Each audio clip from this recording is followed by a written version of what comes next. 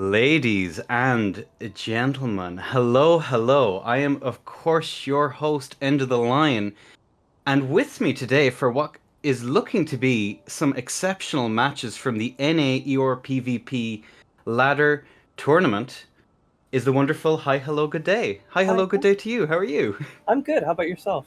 I am very excited right now because there is, phew, this tournament has some exceptional players. Just looking at the challenge here, which you in the audience can check out by pressing exclamation point chal to see the full bracket and the full rules. But before then, we will of course go over the rules. Of course, the prize for today is $175 total. 100 for first place, 50 for second, and 25 for third, all in US dollars. Obviously, we're the hosts. Discord is, of course, the ERPVP, which you can get a link to by pressing exclamation point ERPVP to join in the ladders, which will eventually lead to these tournaments. And of course, we're on PC today. So the arena is, of course, the Stormvale Arena. We've been using it fairly frequently for all of our tournaments. I think it's generally accepted to be one of the better arenas. Everyone will be expected to be 125 or lower. Brave souls will come in lower. Yeah. It's best of three. The finals and semis are best of five. Respecking and swapping characters during the match is not permitted. However, between rounds, it is permitted. Glitches are not permitted, and we must, of course, adhere to the Elden Ring terms of service. Obviously, Gur. um, Poise is, of course, limited to 99. I think everything is above there, fairly self explanatory to the point. Yes. The flask of wondrous physique is allowed when only using the following: Crimson Spill, Crimson Bubble Tear, Opaline Hard Tear, the Speckled Hard Tear, Opaline Bubble Tear, Green Spill Crystal Tear, the Green Burst, Faith, Int, Dex, and Strength not Crystal Tears, the Spiked Cracked, the Stoned Barb, and the Corellian Crystal and Cracked, respectively. As for bans, Colossal Swords. Now, these are the interesting rules. Ooh. This is because the last tourney, I think Good Day will agree, was Yeah. dominated by Uggs. Yeah. Absolutely dominated. But the rules are Colossal Swords are limited to 83 poise and can't use Spear or Bullgoat's Talisman. And Shield Poke can't be used with the medium or Great Shield. What do you think about the Great Sword It was a very restrictions? interesting change. Gugs, which is the Greatsword, Ultra Greatsword, is no longer allowed, which was what we saw dominate most of Mm, the matches. But we also have the limitations now on the other ones to 83 poise. That allows you to do a running R2 into another player and break them during their hyper armor frames, which mm-hmm. can be pretty huge if you're playing either a straight sword or a halberd. Since you can get a lot of range on those running R2s and try to Yeah. trade into them and maybe even win those trades or outspace them in certain ways. Especially with Spear Talisman now being banned as well, that Zweihander that is the most popular pick for those great sword users now isn't going to be as damaging. So there's a lot of potential for you to win those trades if you Yeah. are trading into them. How about I'm you? going to be. Honestly, I haven't had a chance to play around with the rule set, but I think there's going to be at least more counterplay options Mm-hmm. outside of trade with something like on Sheath, the Moonveil weapon art. So I feel that we'll have a few more options when it comes to that, and a few more options for counterplay, seeing as we can now potentially break the hyper armor. Which Yeah. is, again, I'm going to be really curious. This is going to be open all the way across. I'm going to be super excited, but we will continue on with the rules. Consumables Rune Arc, HP recovering consumables, Flask of Carillion Tears is of course limited to 7. The Radiant Blanchin's Blessing, Shield Grease, and the Holy Proof Dried Liver. And then as for talismans, the Crucible Feather, Warrior Jar Shard, Alexander's Shard, and the Great Shield Talisman. And then weapons, the offhand pulley crossbow with main hand buff, that is still banned on the ladder. Frost or bleed bolts while used with a pulley crossbow. Only one pulley crossbow can be equipped. No crossbow builds, Yeah. unfortunately. Matching cold or occult with innate bleed affinity weapons when part of a power stance, still on the ladder. All power stance spears, all power stance great spears, fingerprint, icon, and the great sword, colossal sword. I think that since we've done a couple of fight clubs in the interim, Mm-hmm. one of the main problems we had in the fight club is how dominant power stance great spears were. How do you feel about that ban? Do you think that was a good move, or You do you know, feel it opened up options? a lot of players didn't get to really evolve the meta on Power Stance Great Spears. I feel, but from what I've seen on players like Fury, with those Power Stance Great Spears, they can be it's super dominant. And I Yeah. think after the Gugs ban earlier that you talked about, Mm-hmm. it definitely needed to be banned because then it would have been ultra dominant with no real Yeah. counters, especially with when you don't have any hyper armor weapons to really counter out that jumping L1 that can just trade into everything, and then you have the spear talisman on top of that, which will give you even more damage, and Yeah. it's It's. ridiculous at that point.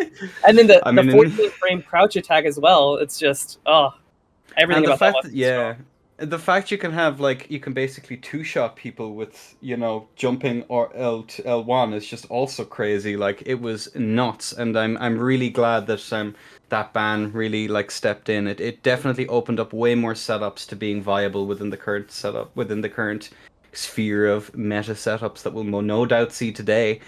And then I'm just having a look here, see Bloodhound Step banned. Oh Imagine man, the really, humanity. really, that was my Storm favorite actual. Stomp. Yeah, that's That's a big new since change. the last one. Hmm. Whew. How do you That's feel gonna about that one? that one's gonna change up a lot of setups here. We know you Storm Stomp usually was used to anti-aggress somebody else. You know, force them in a position where they can't really aggress on you, and Mm, make sure that you can get a chance to breathe. But now with that removed, you have to really think about how you're going to force somebody off of you, and make sure yeah, that your spacing is really tight with that other person instead of just having that Storm Stomp button, which can counteract all that pressure that was given up on you.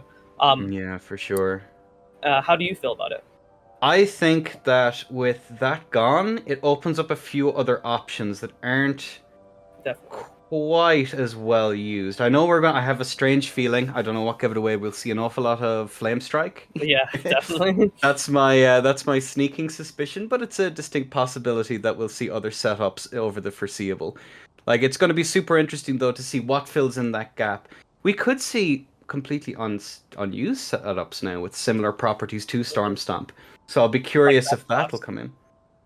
like Yeah. Gravitas and other Yeah, history Gravitas. I've sets. seen Ram. We've been using Ram over on my streams, and it's the ba of doom, I dare say. But yeah, we'll see lots of the other setups come in. I think where were we? Quick Step, equipped on colossal swords or thrusting swords, no harm.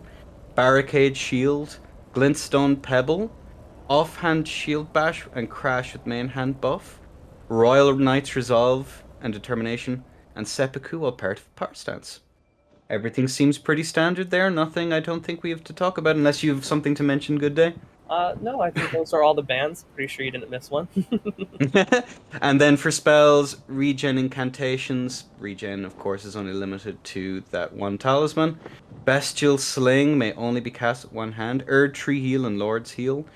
Fire's Deadly Sin with Black or Blood Flame Blade. IGN builds are weeping everywhere, I think. And then the Barrier of Gold and the Scholars, Shield Breaking. Shield Breaking and Rule will result in a round. Okay, cool. All is above board. Yes. Magnificent. I think we're pretty much ready. You want to check out the players' builds real quick? Ooh, yes, let's have a look and see. Because our first round, of course, has the wonderful Melee, who I've had the pleasure of fighting with an awful lot over the last while, and Alec, who I'm Yeah. not so familiar with. So you're going to have to bring me up to speed on Alec, I think. I don't know if I'll be able to bring you up on speed and Alec either because I haven't faced him either on the leaderboard yet. Ooh, Even though I'm pretty interesting. active on there. Yeah, Alec is a relative unknown in this situation. However, Melee, I have a lot of information about. As you can see, he's running a Dex Int build on his main build, but we Hmm. also have seen him run a lot of Mage builds recently with that Carrion Slicer build to just get at the most damage as possible. He also could be running his signature Moonveil or Halberd also as well. Definitely Hmm. could come out at any point in time. Melee is a pretty variety uh, player who has a lot of versatile builds that he could bring out in this competition and try and go against Alec here. Alec, we see, has a more standard dex build with 70 dex, which I thought was pretty interesting. Pretty high amount of dex there. Especially on a build like that, you're going to have a lot of damage when you're using the Guardian Sword Spear, if that is what they decide to use. But otherwise, there's not much to say about them. I think with Alex build, will we see the Physic with the +10 dex add even more onto that? Oh That'd be my the god, question. Are they going for the cap? Is that what they're doing? Oh my word. that would be That could insane. be the play. Oh my Yeah, word. I believe though that both contestants are ready, so when we want to start with that, we can. I think we'll give the countdown now in just a moment, ladies and gentlemen. We have, of course, Melee versus Alec in our first round on a 3, on a 2 and a 1, gents. Ale. And away they go. Yeah, we'll see Melee immediately running out with that Glintstone Pebble, bringing out the Mage Mode, as I said earlier, Shard Spiral into him, and now the Glintstone Pebbles will go up into the air. Alec is trying to aggress with those neutral pokes, now throwing out the Flame Strike. It isn't going to connect, however, and now we're back to the neutral game. Alec, if he wants to get in, must try to break Melee's defenses there. Ooh, it doesn't get clipped by that Kieran Slicer, however, so they're not going to be able to take damage there. But now the Flame Strikes will come through. Ooh, but only hit with the first hitbox there, not able to combo it in. Alec is going to be on very, very low health here. It's not going to be a very, good situation for him to be in after all these Kieran Slicers. And there's the last one to go out for him. Oh dear. Melee takes the round. Oh my word.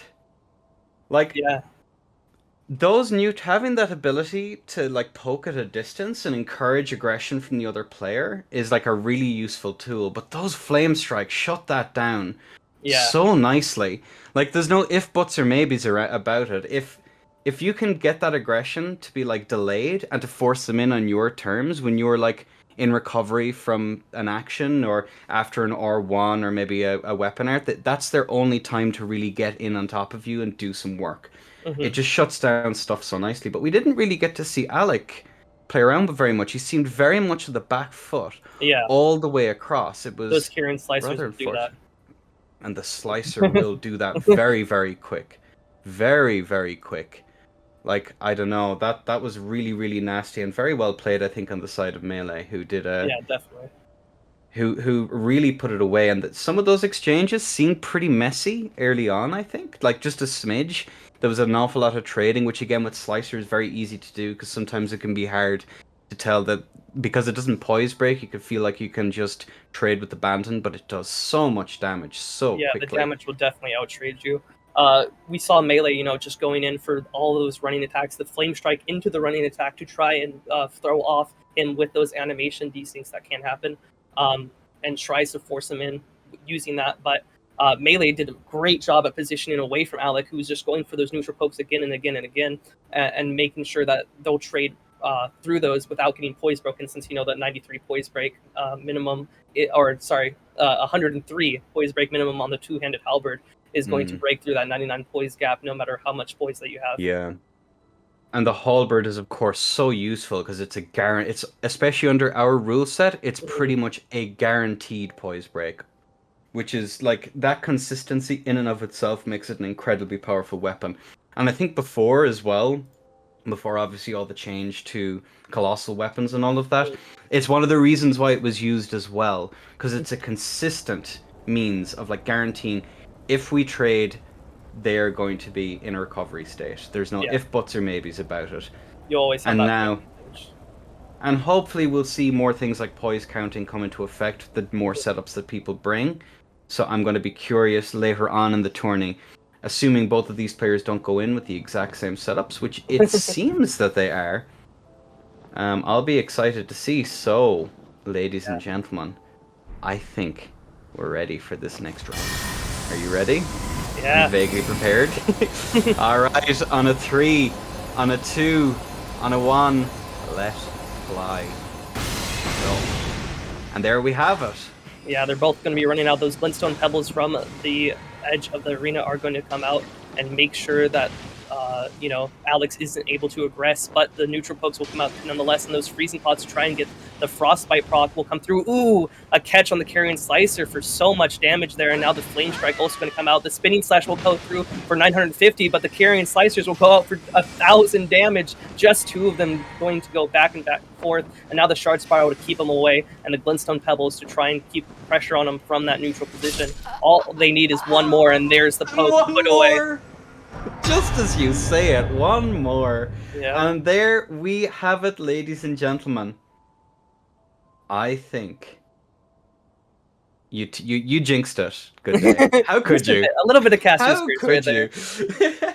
One more, and then that one bit, which again, they're so quick, they can be incredibly hard to roll, you know? Especially if you're caught off guard and you're expecting maybe a comet or something that hits a little bit harder.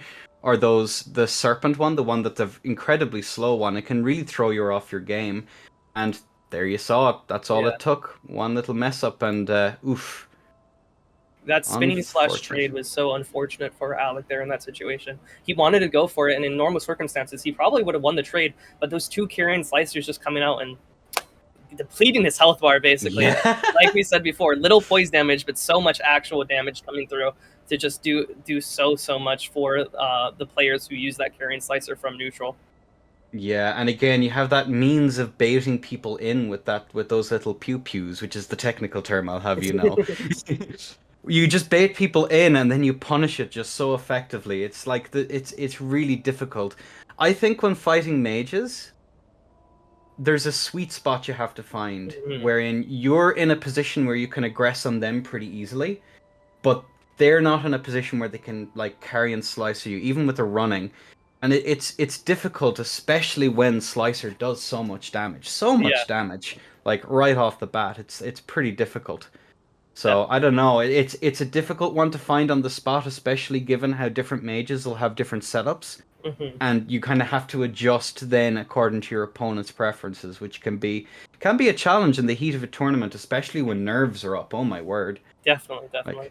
And we didn't see it on Melee, but there's also the Slicer to Comet combo that can happen that will keep you on your toes even harder. You'll have to double roll that if you want to avoid it, and make sure that you're able to just keep away as much as possible away from those players. But, we didn't see it come out from Melee. Instead, he used the Shard Spiral to keep him away from neutral, just swinging his staff, with all those projectiles to make sure that there was never an opportunity for Alec to come in with that two-handed halberd and poise break him safely. Yeah, and again, I think Melee did an exceptional job there ultimately, and definitely earned himself a place in round 2. Unfortunately, Alec, you gave a good showing, but it just wasn't enough. Yeah. So, ladies and gentlemen, oh my word, we have a treat for you in this next round, because I think we have the wonderful Fury X coming in, the winner of last tourney, and Golden Requiem, who I believe... Did they have a showing on the last tourney? I can't recall off the top of my head. Either off the top of my head, but I have seen them on the leaderboard quite active. They're a pretty solid player, usually using great swords actually to their advantage. So they were one of the Gugs players back in the day when that was allowed. Now I think they've switched to the Watchdog's greatsword. So there could be an interesting. Yeah, that high damage but low range option for the greatsword users. Okay, so I'm going to be excited to see. Fury, again, has been known to use pretty much everything and to use it well, which is an achievement in and of itself, I think. So I'm going to be excited to see what they bring for this first match, because this could go either way, honest to goodness, like in terms of what he brings. Could be Halberd, we could see some mage shenanigans. I'd be confident that Fury could be a solid mage if he gave a rattle at it. Not that I've seen it yet.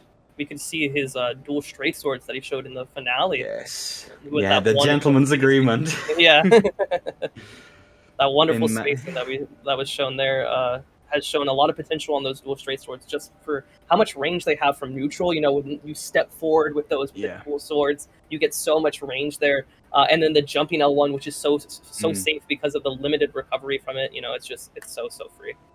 Yeah, it's interesting as well. Like Mag was awash with with the dual straight swords after that event. It was kind of impressive how much of a turnaround that actually made. But dual straight swords are an incredibly strong setup. I think they beat Halberd Offstock pretty handily. It's a matchup that I always struggle against. as someone who's a Halberd S-Stock main. So it's kind of interesting, but we appear to have a, someone on an Ultra. Interesting. Ooh, yeah, we have that Colossal Swords Watchdog. represent. Yeah, that Watchdog coming through, like I said before. Spoilers, ladies and gentlemen, spoilers. And I think we are just waiting for Fury to get into the world, and I think we are Yes. good to go on that front. But what do you think he's going to use then, that Fury? What is he going to bring out? You know, Watchdog Greatsword. First round, he might bring out the straight swords, right? You know, those straight swords are always going to be a good option to go against. The only real counter to them is a Banished Knight Halberd. I was about to say Black Knight Halberd, a Banished Knight Halberd, because of those neutral pokes that can counter your jumping attacks pretty handily because of the range on that running R1. But otherwise, there's no real counters to straight swords, so you always really have an option with those straight swords. But the range game here is really what's going to want to be played by Fury. You're going to want something with range, and you know straight swords do have that. But if you want to switch to something more consistent on that range, you could always go two-handed halberd as well. And exactly, that's the thing. It's like that consistency is just it's king in this rule set. Like again, like poise counting, all of that is like incredibly useful. But again, having that guaranteed poise break is just it opens up so many possibilities that you can pressure from it. You disincentivize them from going for trades. It's such a strong setup like across the board. You can also two-hand it if they do pull shenanigans, which is again the technical term, and decide to switch to Bullgoat Ring to try and get to that max poise. Like you have so many options there across the board. Like I'm super curious to see how both of these players are going to adapt to these rule sets. Let's see. Yeah. We are still awaiting. Here we go. I think the only other thing to say about Fury's play is like to go into ER and to be so dominant in the first tournament that was done. Mm-hmm. Even Definitely. after like, and especially considering how they did across DS3, all across the history of that game, like, whew, Yeah. poor Requiem here is going to be sweating perhaps just a little bit. I mean, I know I would if I had the misfortune of meeting Fury in a bracket, but we see it here. I think we have both contestants in and pretty much ready. I am ready to go if you are. Good day. Definitely ready to go. And the audience will catch up, they'll be fine.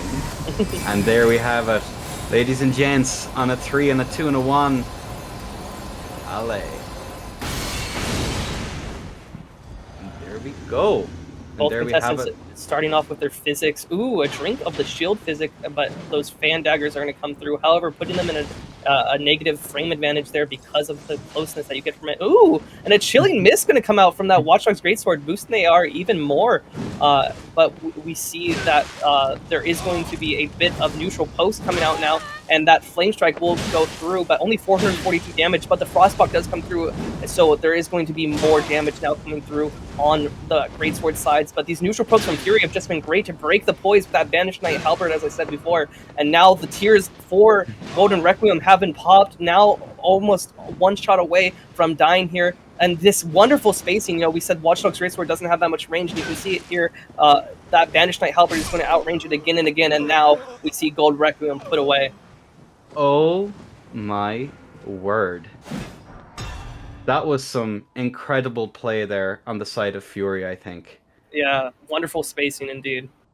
Like, one of the things that I really want to talk about in that entire match was just like he could confidently walk away, space, and then turn around and punish Requiem's aggression. Like, that was really, really nice to watch. Again, to have that confidence, I don't need to roll. I can just kind of saunter on my way to the far corner while you chase me down, and then punish it. It's like so like it's such a nice show of like, yeah, you can still space in this game effectively, even against some really, really strong setups.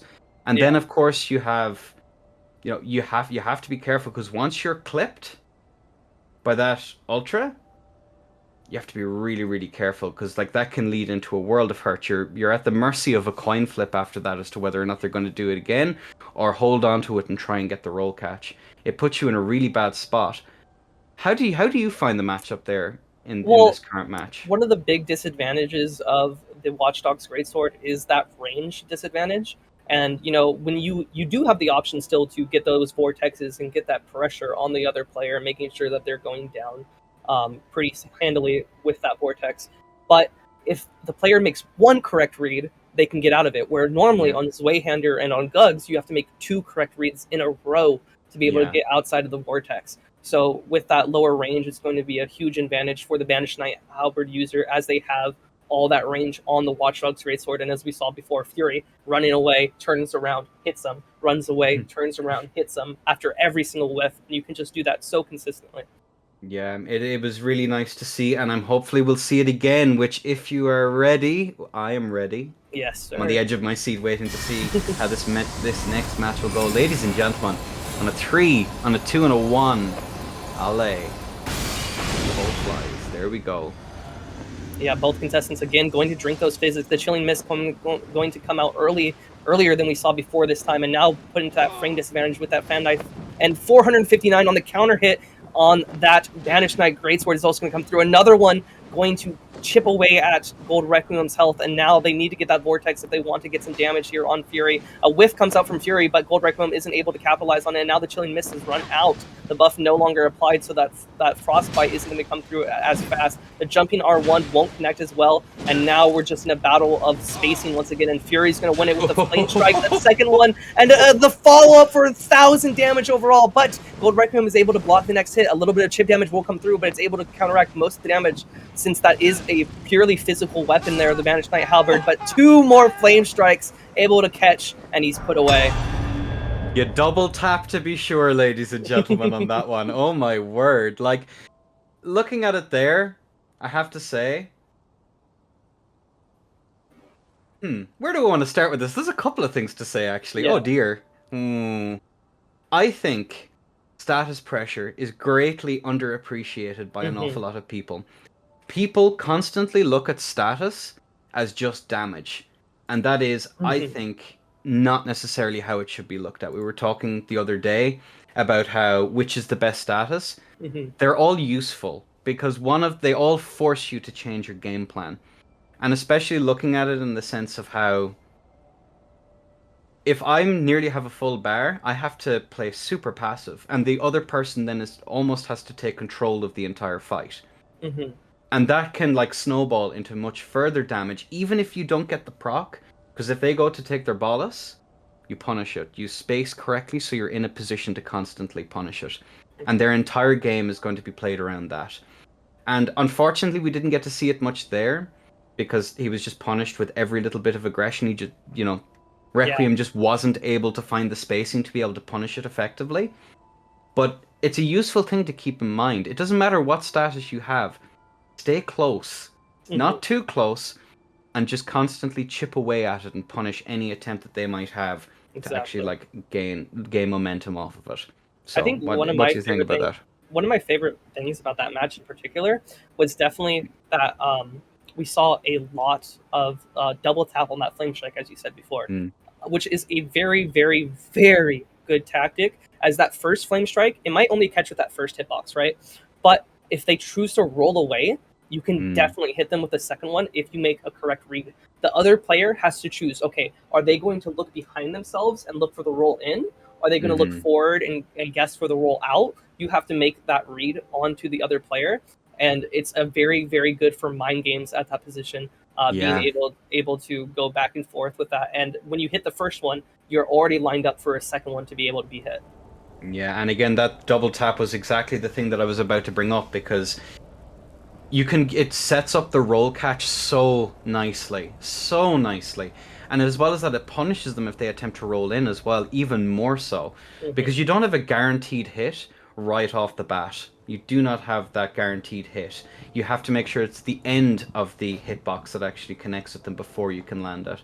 And if you catch them with a roll catch, that's the end of the hitbox, and it sets you up perfectly for that extra bit of damage, which weapon art damage, as tuned as it is you're going to be rewarded for landing it, that's for sure. Definitely. And I think that at the end there really earned Fury his place in round 2 in his fight against Melee, which I'll be excited to cast, because that's going to be another match in and of itself. Another thing that we have to move forward, though, is Unsung Gunner versus Trezl here. Going to be a very interesting match. Unsung Gunner, usually a Faith build user, and I've seen Trezl use those dual Rivers of Blood to try and keep the other opponent away. How do you feel Ooh, about that? I'm not sure if I've seen either of these people have play all that much. The Trezl, believe I've heard Unsung Gunner's name before, but I'm not so sure. I'm looking at their build now, and seems a Faith build on the side of Gunner, and Yeah. Trezl is on an Arcane with what seems to be, at least in the pictures we're looking at here, ladies and gentlemen, a pair of Rivers of Blood, a deluge of blood even at this stage. So I'm going to be curious to see how this one's going to go. Like Faith versus Arcane. I'm going to have money on the Arcane, to be honest with you. Definitely. The Arcane build is going to be able to have, like we said before, that status pressure. While Mm. the Faith build, interesting from Unsung Gunner, it definitely is. It's unique to say the least. There's a lot of tricks up Unsung Gunner's sleeve on that build. There's a lot of Mm. ways to catch somebody who's off guard in an opening. I believe you faced his build actually. It's the same one that I use in our sessions. So there's a lot that you can use on that build and have a lot of pressure on the other opponent. That's all you needed to say. I know everything. Oh god. I mean, oh yeah, GG's for all of those. Obviously, good Yeah, day. yeah, definitely. Okay, I'm just waiting now for our participants to get in. But yeah, that Faith build is nasty because you've so many ways to punish people coming in. Like you have potential Wrath of the Gods. You have, or whatever they're calling it now. I'm not stuck in the past, honest. Um, you have a couple of other bits and pieces you can use to really trip people up. Like, man, it's there's so many options. I'm going to be super curious to see how this one is going to pan out. Super curious to see how this one is going to pan out because that build from fighting you alone has just like scary, man. I'm not, I'm just a There, little bit terrified. with status pressure, you're going to be able to get rid of some of those tricks up your sleeve. Like the Yeah. current heal isn't going to be able to be used probably because status can just get rid of your health so fast, especially with Rivers of Blood. You're going to be punished very heavily for using anything like that where you have to stand still for a while, and anything that commits you to an animation is also going to be very difficult for you to get through. But uh, Unsung Gunner is still going to have access to things like Wrath of Gold, uh, Mm. Flame Strike, Bestial Sling to try and break them out of that Rivers of Blood and just get free damage basically on the other player. Yeah, it should be interesting as well because like we were talking last fight about status pressure, even though it didn't become like a main event, and obviously people is like, oh, it's blue, just roll it, bro. What? Just roll it, bro. But it forces you to play that game. It forces you and you're gonna make mistakes if you're not playing the game the way you want to. So it's going to be super interesting to see how Unsung Gunner is going to adapt to this. But honestly, the high damage output or the high damage potential on the side of like the the Rivers of Blood, Mm-hmm. that's going to be a real challenge to have to deal with. A real challenge to have to deal with. So I'll be curious as to how our contestants are going to approach this fight. Yeah, Really the only curious. getaway that Unsung Gunner really will have is that Bestial Sling. There's no real option for him to say get out of my face other than the Bestial Sling. Yeah. So there's not going to be a lot of opportunity for Unsun to push him away because I know Unsun is a pure spellcaster usually on his typically on his faith builds. He'll use an Ash of War on a weapon, but he typically won't use that as his main attacking force. He might put it on a dagger or something. He wants to go full faith build here, Inda. What? Excuse me? Yeah, I don't full think I've faith had the build. pleasure of fighting anyone with a full faith build yet. That's a shock to the system right there, because I've seen pure mages. There's an awful lot of pure mages running around. We'll probably see them in this tourney, Bevan.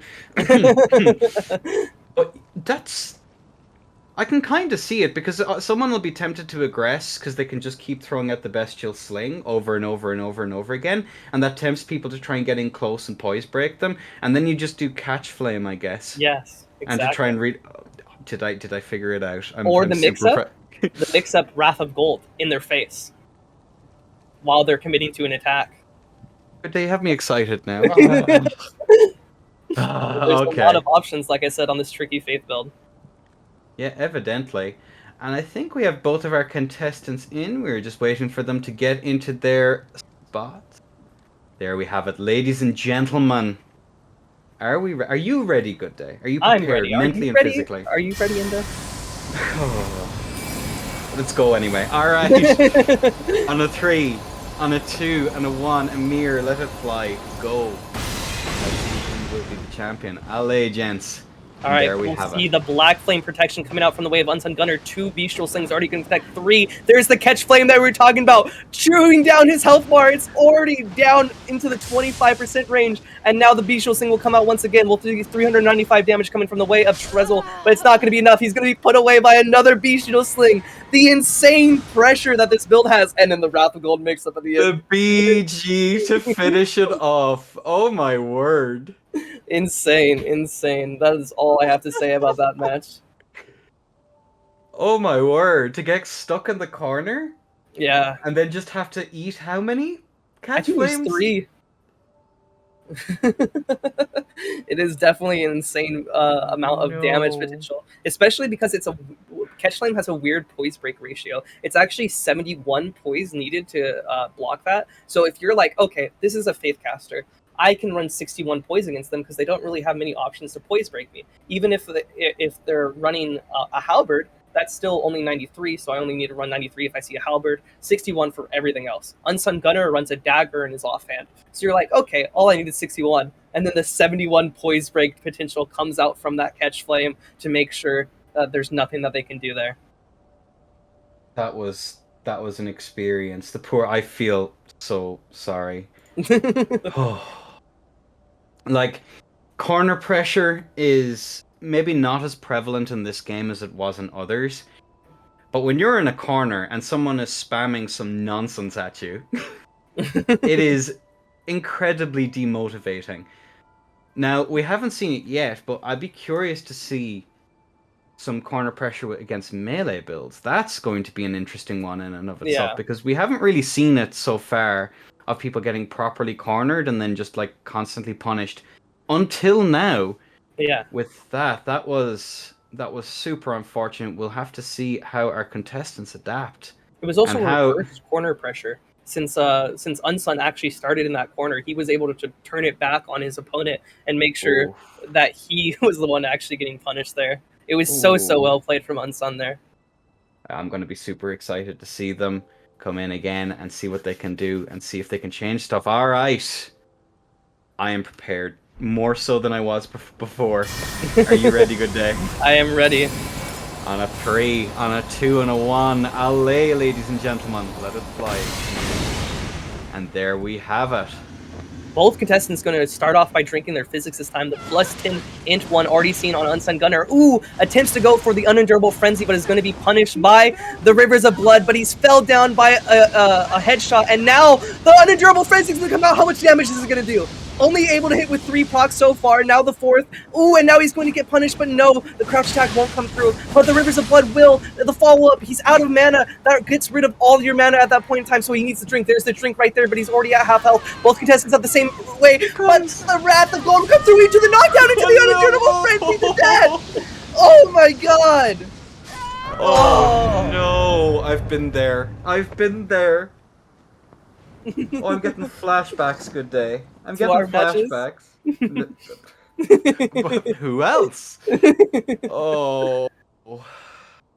The unendurable frenzy right there is such a good tool to be able to use. It pushes your opponent away and it stun locks them if they're not careful. They have to play it so perfectly to avoid getting stun locked. And we saw that in the start where you can just poise break them if you're at range, right? But if you roll at any points, if you double roll, in fact, you're just dead, basically. It gets rid of half your health there at the start. You have to make sure you're attacking your opponent with either hyper armor or a poise break option. And if you're not doing that, then you just end up in the sink. Like, from experience, even knowing that you have it is enough. Yeah. Even knowing you have it is enough. It is, how do I say this politely? Hang on a second, let me think about this for a moment. Incredibly annoying that on the off chance you do decide to use it, I have to take up a talisman swap. I just Yeah. have to do it. I have to have it there and ready.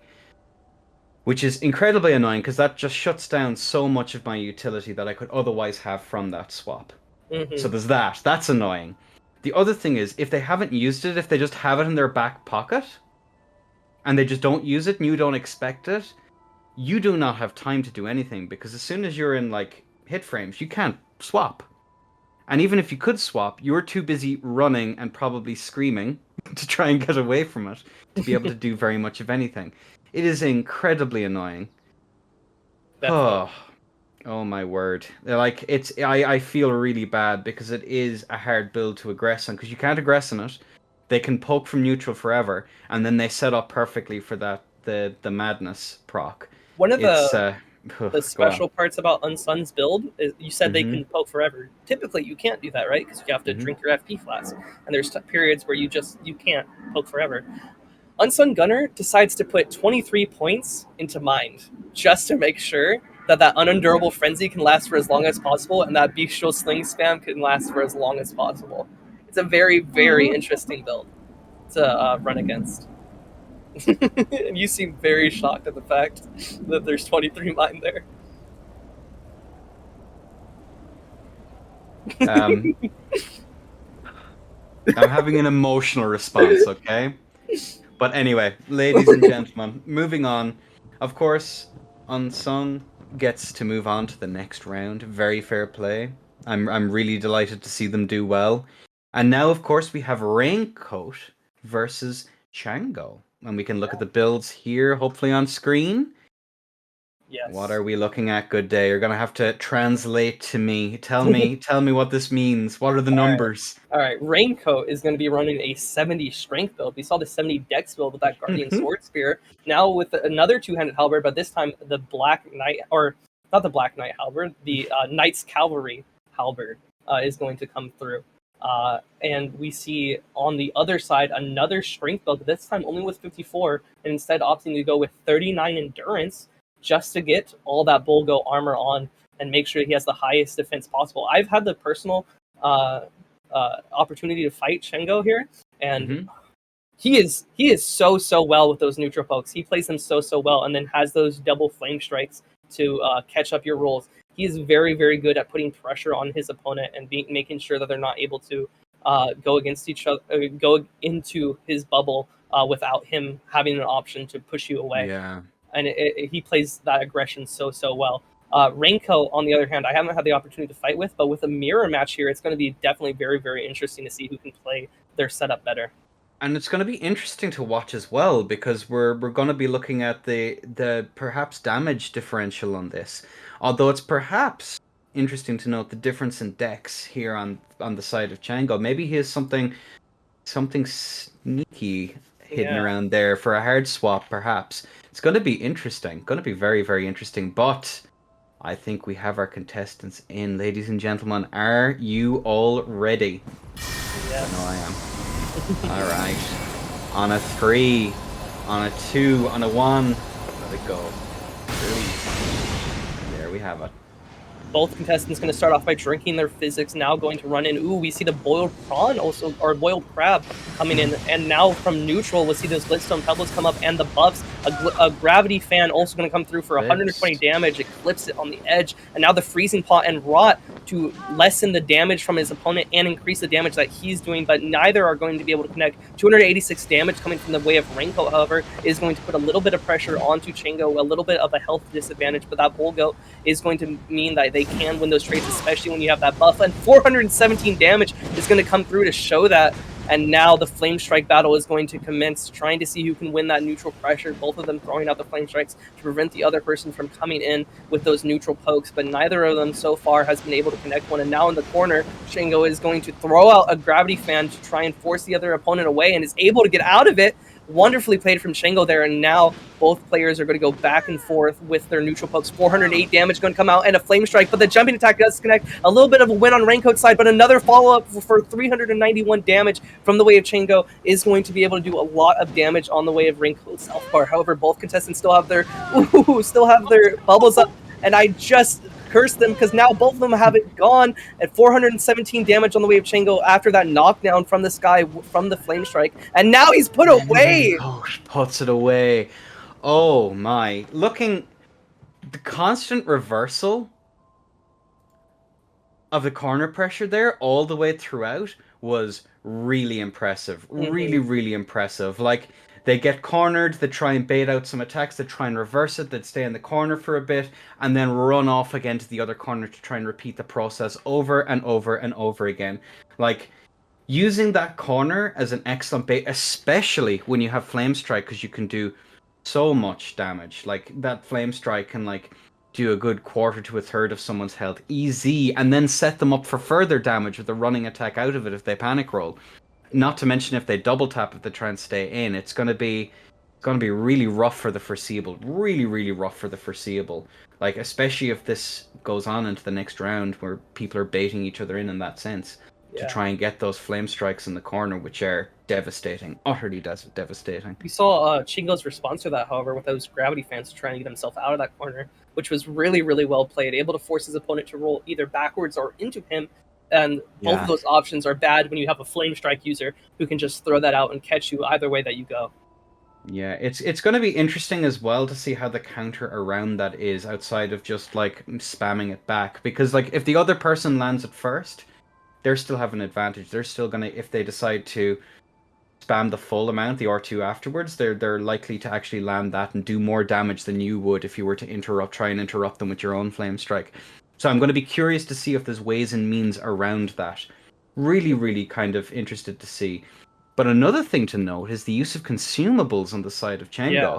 Like, that was some really clever play there that caught Raincoat off guard completely, trying to like move around in the earlier sides in the match. And I think both players were using their consumables to pretty good effect, weren't they? Yeah, or was it mostly Chango?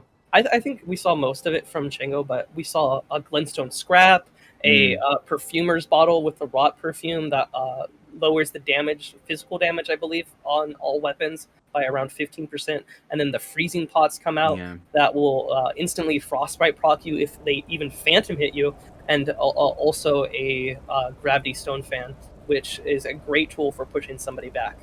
And it's great to follow up behind it as well. Like, obviously, it's a bit predictable. You throw it down, you have Chase in behind it because they can't really do much. They're going to get poise broken. It's a really handy strategy that, like, can give you so much aggression almost for free, especially if they don't have that ranged option to kind of punish your advance. Which, again, is risky because you get clipped, poise broken, and then clipped again then by either their running or, like, a standard attack or even, like, a weapon art if you're incredibly unlucky. So you have to be super, super careful. Super, super careful. Yeah, but I believe our contestants are in, so Inda, are you ready? They're thereabouts. I think we're still waiting on someone very quickly. There I we missed are. off. Sorry, I'm blind in one eye. You know, it happens sometimes. You know, you just all right. You see double. There's a little bit of excuses there. You know, but you know, I believe they're in now. Yeah. I think they're in, ready. I'm vaguely prepared. I think the contestants look poised for some death and destruction, and I think the audience will just have to deal, I think. So on a 3 and a 2 and a 1, Amir, let her fly. Allez. We'll see both contestants again opening with using those boiled prawns and their physics, but the freezing pot will come from the way of Chango, making sure that he's able to get that guaranteed damage on that boiled prawn use. And now the 480 counter damage coming from the way of Raincoat, only 167. Ooh, that difference in those consumables, however, will prove to be in Chango's favor, able to get 800 as opposed to that 700 that we saw from Raincoat and the Flame Strike right after. Ooh, but the Glintstone Scrap is going to be punished. Those Glintstone Pebbles aren't going to do enough damage to counteract that damage from that jumping R1. And now we see that Chango is on the back foot, pushed into the corner, and he will be put away. Oh no! That's really, really unfortunate. Like, to be stuck in the corner when you're that low health is just, it's a bad time. And I think Raincoat has earned their place into the next round. Like, definitely. And very well earned as well. Again, dealing about dealing with all of that consumable spam, having to be careful of constantly being poise broken with the double-handed halberd, which I'm not sure how I feel about double-handed halberd. I it's handy for the poise break, for sure. Yeah. But I'm not sure if it's really something I'd take into a tourney, to be honest with you. Well, there's a lot of Yeah. options for counterplay, especially against, like I said before, straight swords, which are very, very popular on the Mm, leaderboard and in tournaments in general. Because of those guaranteed poise breaks, you can counter aggress very, very easily, and there's not really any option for the other opponent to counter aggress, because typically you're going to be running a strength build with those two-handed halberds, so you're going to have access to flame strike, which is going to yeah. do an insane amount of damage if you're able to catch your opponent. So Mm. there's a lot of utility that comes with the two-handed halberd that isn't really seen by the move set, but is seen by the build that you build around that two-handed halberd. Yeah. It's going to be super interesting as well. I'd feel like going double straight swords against something like that. Yes, you don't have the guaranteed poise break, but you can just out trade it for so much. Like And even well, with the flame strike. then you have the counter attack damage, which can come from it, Yeah, which that's will more than fair. which will outtrade the straight swords. Straight swords do, I believe, 540 on average, Mm. not including coated swords, of course, which will do around 580 damage on average. So there's not a lot that you can do as a halberd user if you're just throwing out the pokes without counter damage, because you're doing around like 450 damage on average. But with those counterattack damage, we see 700 to 800 even damage coming out from these running pokes, which can be so devastating, especially on strength builds, because after that running poke, flame strike to catch the roll, and now you have Yeah. a huge opportunity for even more damage. But coming up, we have one of my personal favorites, Bevan Oh, versus Flu Zutter. This is going to be a very interesting match. I had the pleasure of facing Bevan in a tournament maybe about a week ago, and I have to say, I got demolished for starters. That's the first thing I need to preface all this with. But he is probably one of the nicest mages to play against. Like the Yeah, dude himself is super chill, but his style, oh my word, what he's able to do with that build is frightening. An incredible, incredible player. And now, of course, reminding everyone, we are the other side of the bracket. The first side of the bracket has been completed. We have, of course, Melee versus Fury in the next round, and Unsung Gunner and Raincoat. But now we're on setting the other side of the bracket, so this is going to be an interesting match. How this match goes could determine a whole lot for the rest of these matches. Going all the way, it could very well be. So all right, I'm and on to the builds that we're going to be seeing on these players. We're going to see typically the 80 int coming out from the weight of Bevan, using probably loose sats and carrying I forget, carrying Glintblade or carrying Glintstone. It's one of the two. The one that increases your damage on your carrying slicer is going to be the one that he's bringing out, and that is going to be a huge help in making sure that your opponent has to stay away. Or we could also see the Azure Staff in place of the Lusats coming out. That way you increase the recovery time on your carrying slicer, because those running carrying slicers, you won't increase the start frames of it, but you do increase the ending frames, the recovery frames out from it, so you can have a little bit of advantage on that, and also the other spells that are going to benefit from that, like your comets and your stride spirals and your star showers. All of those mm, spells are going to be so big from coming out. And on the other side, we see another int build, but this time 70 or 69, as it says right there. A funny number to have. But you're going to have an option to bring a halberd now into that, a one-handed yeah. halberd at that point. But those neutral pokes are going to play very well into the path of Flu Zutter. How do you feel about these builds? So theory crafting, if I was to just look at it in a vacuum, obviously having the option to use melee weapons, like having more options available to you that can like either poise break or just have high damage. Whew. My money would be on the more flexible builds. That would be just how I'd look at it personally. However, after having played Bevan and his ability to know when he's low, know when he needs to actually,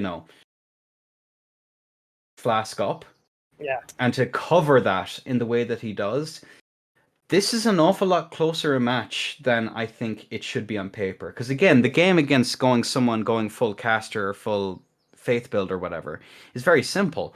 You make them run out of their flask, and then you pressure them to death, so that they have no means of actually getting it back. You punish it, and that's how you gain. That's how you gain pressure. That's how you build momentum and snowball it. But I'm not so sure, given how Bevan plays and how careful he is. This is going to be a really, really hard match compared to what it is on paper. I'm super excited to see how this one is going to go. Good day. yeah, Super, I super definitely am excited. too. Bevan here has probably the experience on Flusutter. Flusutter is more of a newer player as well, but we've seen Bevan in the previous warm-up tournaments, and he got pretty far and before getting eliminated by Fury X himself. But he showed a great showing, and even on the leader to this day, has shown some great matches against Fury. Yeah. So he's had a lot of time to progress as a player and has a lot of experience in tournaments, not even on the leaderboard, but also offline on the leaderboard, going to different Yeah. tournaments, getting so much experience, and so he's definitely going to have the edge on in that respect. As to someone who has competed in tournaments, how do you feel that kind of like that psychologically affects? How do you feel that like going had you competed in other tourneys and other games before this? Good day. Yeah, I had Okay. competed in Do you feel that that experience is of course carried over in how you deal with nerves, how you deal with all that stuff? Definitely, definitely. When you're a new player, you're very scared because you feel a huge expectation for yourself and from other people that you can't even Yeah. see, right? Yeah. So there's a lot of nerves coming into there, and that's what Fluz is probably going to have in this situation. He needs to make sure that he's able to keep calm because that's exactly what Bevan is doing. He's knowing exactly what he needs to do and where his mind needs to be, and that's what Fluz needs to do to try and counteract that pressure and make sure that he's able to deal with Bevan in a way that is calm, cool, and collected. Yeah, and it's that cool and collected. It's not only because obviously, like, it's even though it's a video game, and we can all chill. No one's gonna get hurt, except my feelings, on their behalf. Like, adrenaline does kick in, and not only is it a challenge of dealing with adrenaline and all of that nonsense, it's dealing without it as well once it wears off. That's another Yeah, challenge that comes in that even catches me to this day, as someone who's competed in the likes of fencing and stuff like that. Like, video games are much more chill, but you still have to have your mental prepared for when the high wears off and you're like stuck alone, and it's like, oh, okay, now I got to do this. Grr. yeah, So definitely. it's always interesting to see, especially when new Yeah, players how who do well. I can't even imagine. I can't even imagine how you must be feeling. exactly. And we're getting our players in right now. Flu's had a couple unfortunate restarts, but It we're happens. It yeah, happens. we're gonna get in right now. Currently, just waiting for the players to get into the positions. But like we said, this is definitely a battle versus the consistency of Fluz's build versus Bevan's build, and then the battle of the edge of that experience between Mm-hmm. Bevan and Fluz as well. Well, I am on the edge of my seat. Let me get myself nice and cozy here, ladies and gentlemen, because I think we are ready to go. There we have it, ladies and gentlemen, on a 3, on a 2, and a 1. Allez. And we'll see both of them start now with Bevan just going for those glint blades from neutral, and now the Phalanx to get that drink up for free. The little bit of pressure from those glintstone pebble, the swift glintstone shard is going to come through, but the endure is also going to come through, trying to poise through any of those things. And now the Terra Magica is going to come up for massive damage on these carrion slicers. The comet comes through, but it goes over his head, and now we see Fluz counter damaging for over 1,000 damage. And now Bevan is on the back foot, only has a sliver of health away. One glintstone shard will do it, but the physic comes out and it's able to be true. And now healed up to around 20%. We'll see the physic coming from the way of Fluzutter, but it's going to be punished for around, I think that was 300, and now 516 damage coming from the Terra Magica Slicer is going to come through and be true and put him away. The 1 HP mage turns around and turns it away. What a turnaround that was. What a back and forth all Yeah, the way through. That was incredible. definitely. We saw a So, lot of turnarounds there, basically. We saw at the start Bevan putting out a lot of pressure, making sure Flus couldn't come in. He puts up the Terra Magica. He's in the position to win. And then Flus just comes at him with so much aggression, putting yeah. him into the back corner, almost making him fall off the map. And then only has a sliver of health back, says, I don't care about this. I'm going to go in with all my pressure as well, and does so much damage, drinks his physic to make sure that he's able to get up, and then punishes the other person's physic to make sure they're not able to get back up to a decent amount of health, and then puts them away with one slicer off that Terra Magica. The 516 damage from a dagger-like attack is just so good coming out from these mages. So there's going to be a lot of potential there for damage. I mean, like to be brave enough to realize I have the time, the space, and the damage to actually go out when you're that low. Absolutely incredible. Absolutely incredible. Like fair play on the side of Bevan there for keeping it together and actually seeing the opportunity and taking it. Definitely. Oh my word. I think we are ready though, ladies and gentlemen, for this next round. Oh. 3, 2, 1. Oh, let's see. I'm excited. Yes.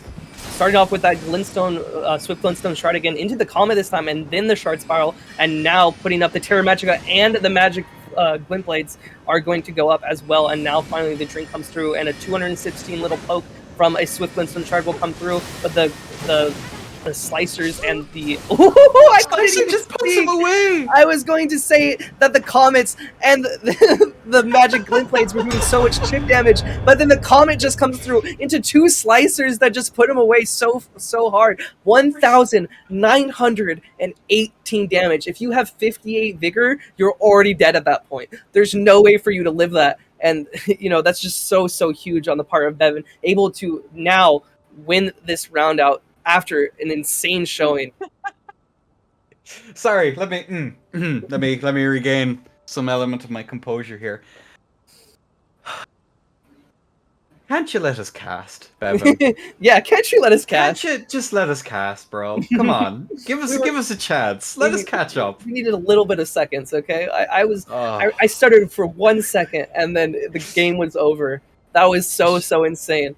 The damage half a potential health on bar. mages is just it's bonkers. It's absolutely bonkers, mate. Not like they have the ability to like have someone's health bar if they make a couple of mistakes is just crazy. It's I suppose the nearest equivalent on like a melee build, and I suppose this is a closer equivalent, is Unsheathed on a katana. But yeah, Like you basically just cut their health bar, you Amayoa Shindaru their health bar in like half, like straight away. There's like very little you can do. If you make the mistake of like panic rolling, it's as simple as. or if And you oh don't my double word. roll the comet, you have that carrying slice to Yeah. make a comet combo. If you don't double roll, there's half your health gone, 800 damage for free out of that comet. Especially if you're in Terra Magica, it's going to do even more than that, and that's what we saw coming out from the way of Bevan, and that's why he was able to get so much damage. And then the Star Shower that connects after because of the stagger. Oh my god, that was so good on the part Well, of we'll Bevan. just have to wait to see how Bevan does in his next round because we have, of course, Nervy versus Crucify in this next round. What do you think? Crucify is a very experienced player as well. I haven't seen much of Mhm. Nervy. I haven't heard much of Nervy, but Crucify is definitely an experienced player. I've played against him for a while. Yep. He's been there since the start of the leaderboard, able to do a lot of damage, coming from DS2, I believe, his main game back in the day.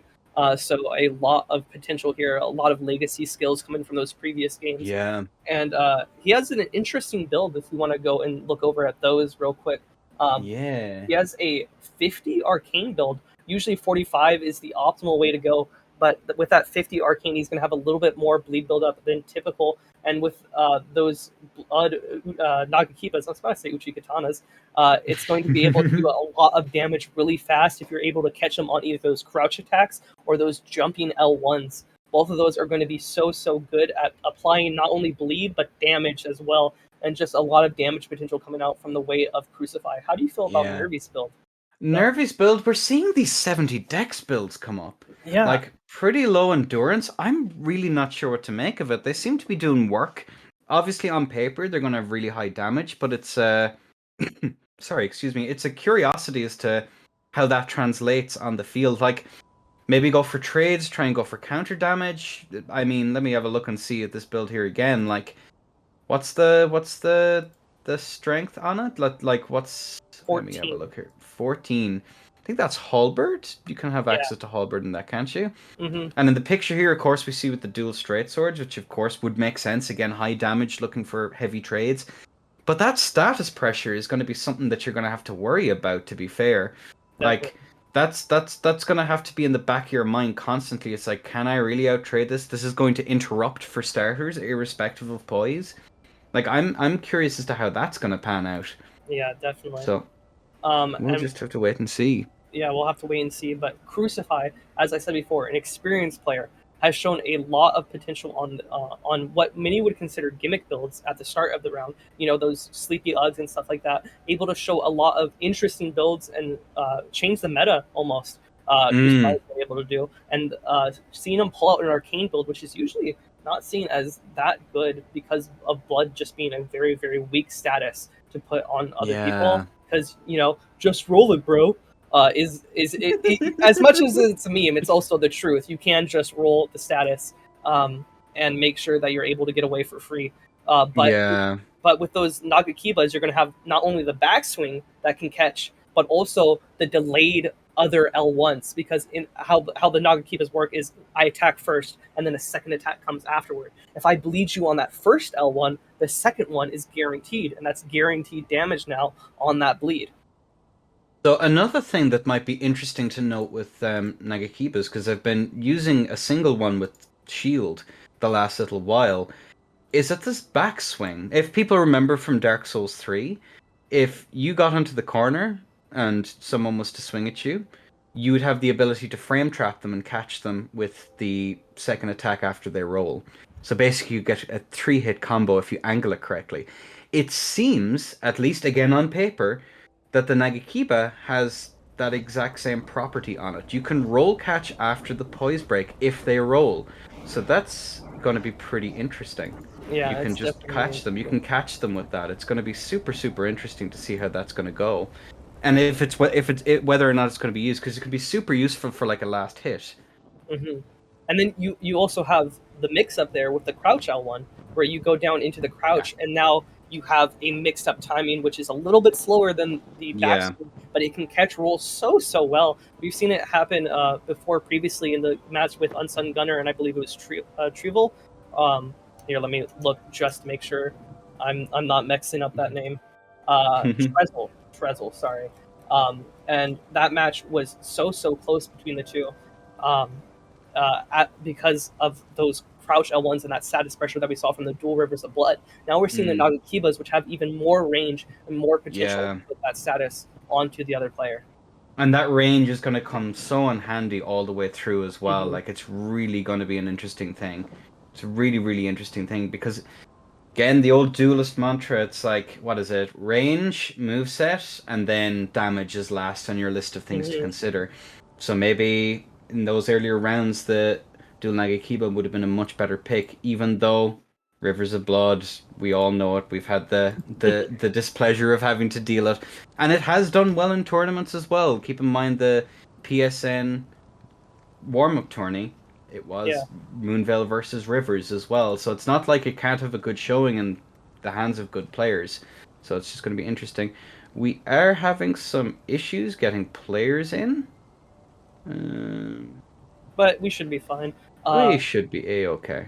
One thing that I wanted to mention earlier Hmm. was that on Crucify's end as well, uh, you have Rivers of Blood, right? Which we saw Trezel bring in and make sure that he was able to keep Unsung Gunner away and make sure that he was able to keep pressure on him with that poise break option that he had on the weapon art. But now Hmm. we see Crucify bringing in these dual Nagakibas. Any Ash of War is possible. Yeah. We could see Spinning Slash. We could see anything coming out on the part of him if he's able to bring out this build and make sure that it's able to work. I'd have money. This is just a striking suspicion that we'll be seeing Unsheathe. Um, Unsheathed. Mm. I have a feeling we will be seeing Unsheathed. And I honestly think that's going to be an interesting, as like setups go. it just does so much damage. It just does so much damage. Like it can 3-shot, it can 2-shot people, and then you hit them with an R1, and they're gone. Yeah. 2 hits is like 90% of their health bar, and you can get that wake up with the R1 to put them away for the final hit. I mean, you've been on the receiving end of it just the other day, so might be worth considering. But Yeah. yeah, what else? What else would you suggest putting on it? Actually, Spinning Slash, because of that status buildup pressure. You get so much status buildup from Spinning Slash is what I'd probably expect. Or maybe a Thunderbolt, since you're going to have a little bit of Dex on a Katana build. So there could be a little bit of Thunderbolt. So that could also come through. Yeah. Well, our contestants are in the field, ladies and gentlemen. We here at the casting side, I believe, are ready. I hope the audience is prepared. And I think we are ready to go, ladies and gents. Here on a 3 and a 2 and a 1. Let's go. All right, and both contestants are going to start by drinking their physics. Actually, Crucified choosing to go Boil Pond first, and we'll see a attempt to counter that with that Freezing Pot, but it's not able to connect. And now the Flame Strike coming out from these dual broadswords, one with Raw on it, running the quote-unquote tier build there, trying to get that status pressure as well onto Crucify, making sure that they're able to tick down their health slowly away while keeping in that neutral position. However, Crucify is going to be able to out-DPS them if they do go for trades, but that Flame Strike is going to connect for 459 damage, but 436 and 2 crouch L1s. 707 from the status proc does come through. That's going to be huge for Crucify, putting the other opponent at half health here, only having their second chance to really bleed through there. And now the Rivers of Blood swap is going to come through. But we see the Flame Strike interrupt it, and now the Rivers of Blood is going to attempt again, but no shot coming from that. And now the third time, and it's going to come through, but the physic is going to be Drink, and now the Flame Strike. Both opponents are at 1 health. It's anyone's game here at this point. We'll see the Fan Dagger spam from both players trying to chip away the health at the end. 10 damage going on the way from Crucify. It's going to be very, very close. Whoever is able to land the next Fan Dagger should win here. And it seems like both players are just going to try and play the neutral while throwing these Fan Daggers, making sure they're not able to take damage. Crucify is able to survive one more. 8 damage only, but there's the next 10! Oh my god. Nervy will be put away from that last Fan Dagger. I've never seen an entertaining Fan Dagger spam, but that one definitely was. That was a nail biter for sure. Oh my word.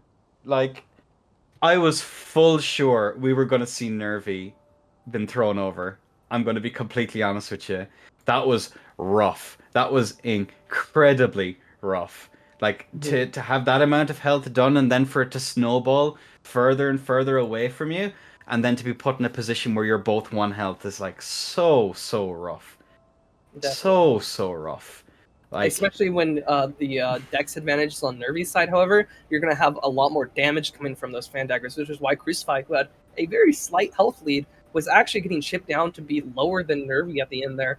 And Crucify had to get 2 Fan Daggers in to kill him off at the end. Yeah, and again, a close match in all things considered.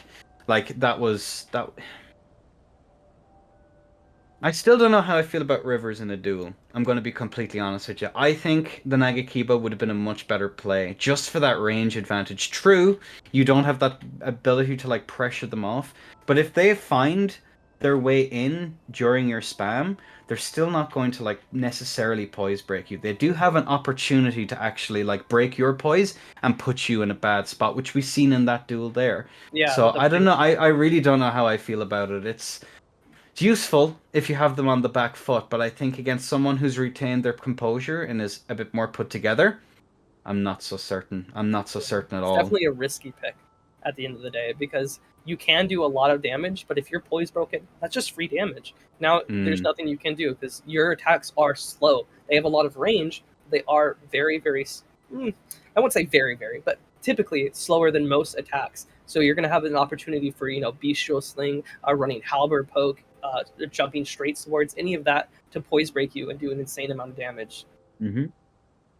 Yeah, and again, I'm going to be super interested to see how this next one goes, because that's going to be, oof. This should be super interesting, because now they have a better idea of each other's builds. They're more put together. They have a bit more composure. I'm going to be super excited to see this next one. Super excited to see this next one. Definitely.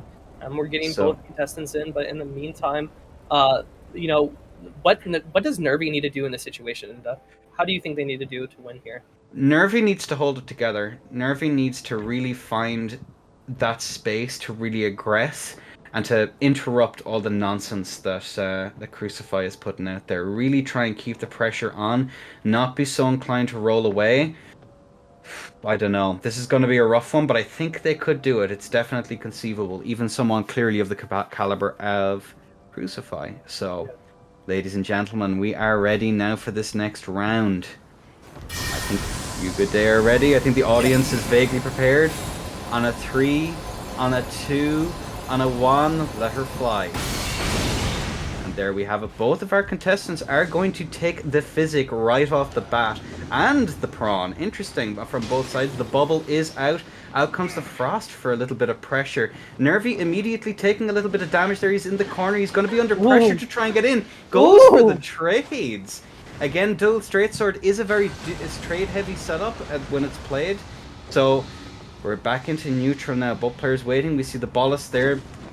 Not able to Crucify, not able to keep that pressure. Flame Strike out. Just keeping Crucify at bay for the foreseeable. He's punished, though. Going to be punished again, but we see that return to neutral. He's trying to get that aggression, but I don't know. I'd be pretty cautious coming in on that one. And now we have both of them back in neutral again. The jumping L1 from the straight sword. Out comes the Rivers of Blood. May I eat my words.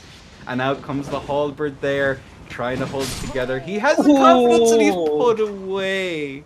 The hard swaps in that last match. Oh.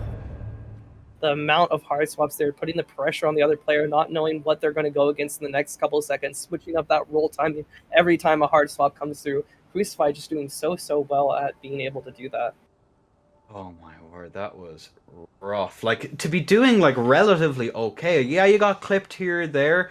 Found the ways to, like, keep alive in the fight. Not letting Crucify be overly dominant. But that hard swap right off the bat to just, like, to really pull back the pressure. And then immediately swapping onto Halberd. I'm not sure if there was some other fumbling in menus.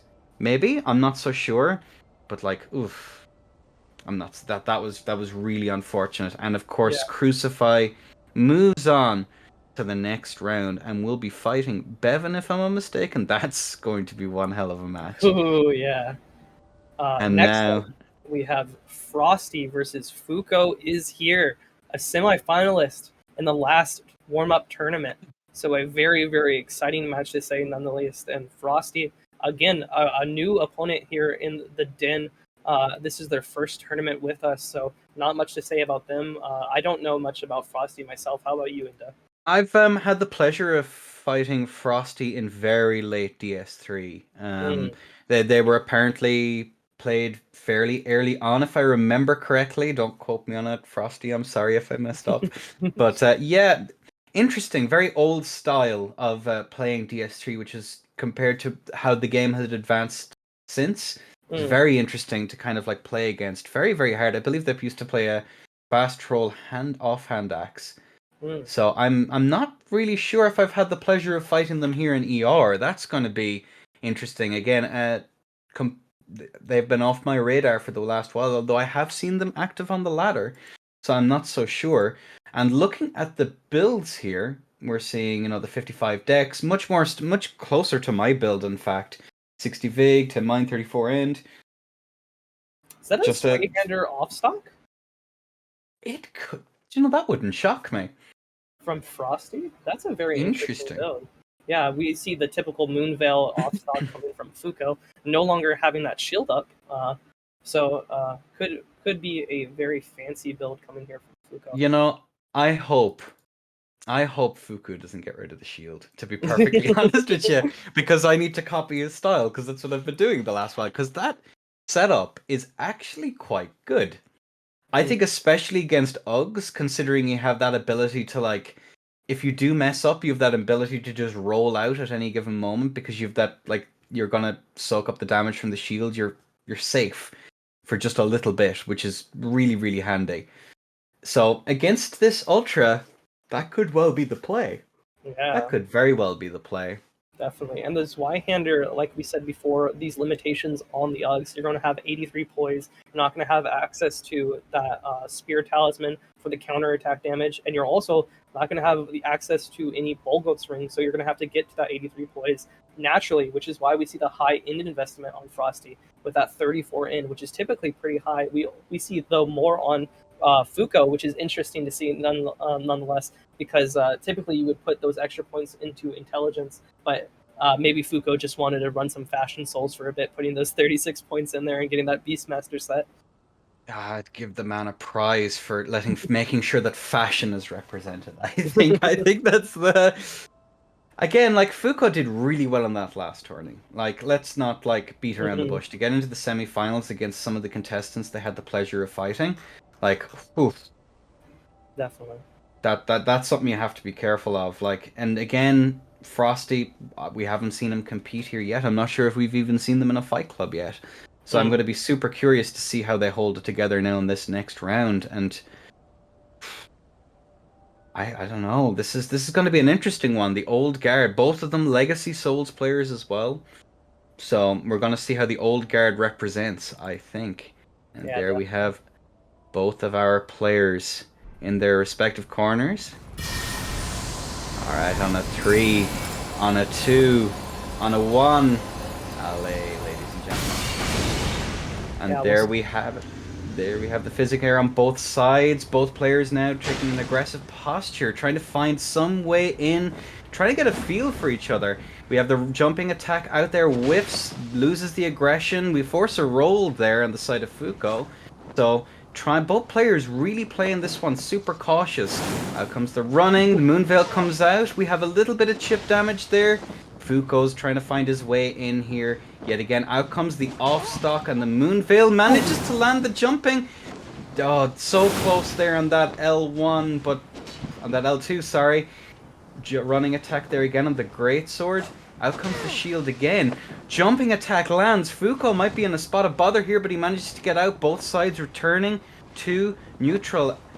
Oh, this could be a close and long match, ladies and gentlemen. Both of these players are playing super safe. Manages to hard swap onto the Great Thrusting Sword. I believe that was the Stitcher back onto the Claymore. Oh, this is going to be a wild one. Both of them here. Fuko's hanging out. Out comes the bow, but he's managed to be clipped by the Moonveil. What is this match? Clipped again. Frosty has to be careful, and there we have a DT. Oh. Unlucky. That was a very, very wild match there up to that point. You know, we saw a lot of back and forth between the two players, but some very interesting weapon picks, to say the least, coming from the side of Frosty. I thought it was a Zweihander. I was wrong. That is a Claymore, and we haven't seen any Claymores at all, I believe, if I'm not mistaken. So that is definitely an interesting pick. Greatsword's not usually a meta weapon currently in ER, so a lot of recovery time on those attacks and a lot of slow attacks. Typically, you won't see those, especially with now Storm Stomp gone, without that ability to get that true combo onto the R2 with that Spear Talisman. You're not going to be able to get all that damage coming through. But thankfully, for Frosty, we saw that disconnect at the end there, which will reset the run. Yeah, each player will get one free reset again due to the nature of the disconnect problems we were having on PC, which is regrettable, but that is unfortunately what we have to deal with.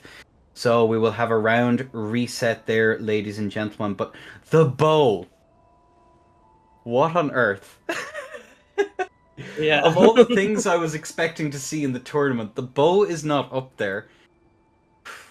And to be punished for the punish was definitely unfortunate for him. He was trying to pop that shield as fast as possible with those phantom hits from the bow that are very, very common. That's why they're good for status build-up typically.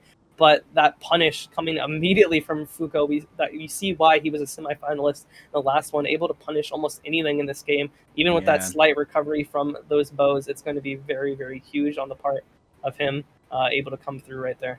Yeah, I'm super curious as to how this next one is going to roll, to be honest with you. Yeah, me too. It's definitely interesting seeing how many swaps and how many off-meta weapons that we've seen come from the way of Frosty, especially with that shield on the offhand. We didn't see much use out of it. It was a Brash shield, which typically you'd see an Albanoric shield against a magic infused Albanoric shield against a Moonveil, since it has the highest magic defense and Yeah. bar boost ratio out of any of the shields. It was one of the things that I did consider in a match against Bevan not so long ago, is just having that option to try the katana on board with the magic resistant shield. It's okay. You still have a huge problem though, because if you're clipped, you could be shipped, especially Yeah. with the high damage that Bevan has. But anyway, ladies and gentlemen, enough for speculating. We'll now let the players speak for us. And there we go. On a 3, on a 2, and a 1. Allez, ladies and gentlemen. And there we go. Both players going for their physic. The crab is eaten. And there we have the fan daggers there to break it. I'm not sure if a proc we cannot see on our side. The shield is up on the side of Frosty. Fuuko's trying to find his way in, putting a little bit of pressure. Both players now much more comfortable. We're getting damage now right off the bat. Out comes the Moonveil, rolled by Frosty. This is going to be rough because there's some corner pressure coming in. Fuuko manages to clip with the R1, but Frosty isn't poise broken, so he's still a danger. And now Frosty comes out with the running. Out comes the Moonveil, and that's a round. No. Unfortunately. Oh, was it both players that disconnected? It was the opposite player. So Fuuko Interesting. disconnected in the first one, and now Frosty disconnected in this one. So both of them used up their one free disconnect there, and now we're gonna have to do another restart. And another restart. Unfortunate, ladies and gentlemen. It's interesting, I think, watching players. Watching players in general, just watching players and just sitting back and going, No, but sitting back watching players after a second round, like, become more comfortable with each other and to be much more aggressive right off the bat. That's something that I find to be really, really interesting, how they adapt, like, pretty much off the bat. So both of these players are much more aggressive in their posturing all the way through that round. There was less faffing about in middle distance trying to like find openings. No, they kind of knew the openings that they wanted to go for because they'd seen how people, were acting in the previous round and was able to adapt accordingly. Really good stuff. And again, a credit to both players where it's due. Like, I know we have the unfortunate disconnect issues still, but we will soldier on, I think, ladies and gentlemen, because I'm excited. Yeah. Really, really excited to see how they do going forward. This is looking to be an incredibly exciting round. Yeah, both players very chip heavy right now, going back and forth with this high damage. Fuuko has the option of Moonveil, which is going to give even more damage on his end and make sure that he's able to win these trades if Frosty does decide to go for trades. But Frosty's doing it right for the most part, playing it slow, playing it safe, aggressive, but playing it aggressively spacing away towards Fuuko, and is doing a very, very good job at doing that nonetheless. Yeah, and again, chipping, there's nothing necessarily wrong with chipping players down slowly but surely, but what can be an issue is if they have that, as Fuuko does, that really strong high burst damage in the form of the Moonveil weapon art, either of them, that you constantly have to be wary of, so... Yeah. It's gonna be an interesting next round. This is going to tell a lot. Now that both players are pretty much comfortable with each other and know each other much, much better than they did at the beginning. And speaking of which, I think we have both players in now. I am prepared. I am prepared as well. Alright, Amir. Bow at the ready. Alright, ladies and gentlemen. On a 3, on a 2, on a 1, play. Out we go there, both players going for the prawn, and I believe not going for the physic that time. Moonveil right off the bat. Fuuko's not able to do much. Out comes the spear. I think we're looking at a guaranteed poise break here if Frosty lands it. Fuuko's keeping a little bit more distance here. He's a little bit spooked by that halberd, so tries to land it, manages to land it. 700 damage right off the bat. Both players posturing here very aggressively. Frosty's trying to find a way. Swaps there, but back onto the Claymore again. Seems to have faith in it still. Out comes the jumping. Failed. Forces the roll though. Goes for the trade, but is very much losing these trades here. Frosty's very much in the back foot, chipped away again. Fuko can be pretty confident here. He can afford to make a few more mistakes, and the S-Stock comes out. He's put away. Very wonderfully played there from Fuko, able to do so much chip damage, and then that one Moonveil that did connect was able to put it decidedly into his favor. Just very, very smart at playing aggressive but slow at the Yeah. same time, making sure that he didn't overcommit to any of his Moonveils or stay in his sheath for too long. Just playing it as aggressive as possible while also playing smart and slow. Yeah, and again, both cautious plays here on the side of both players, really, at the end of the day, which I think is quite interesting. ER is a game that really rewards high aggression, but we're seeing a much more subdued play from both of them. Much more happy to take their time and hopefully chip away. Slowly chip away at each other, and then look for that moment to burst the opponent down, which is very clever because you don't want to come out the gate swinging. You want to kind of chill, maybe take them out for dinner first. And we're seeing it here on both players' sides, so I'm pretty impressed with both of them there. But of course, there's still all to play for in this round as we are waiting to get both of our contestants in, who should be there shortly. But any more thoughts on that round? Mainly, Fuko just with those Moonveils is playing very, very cautious. We saw before that that greatsword is able to punish it with that jumping R1.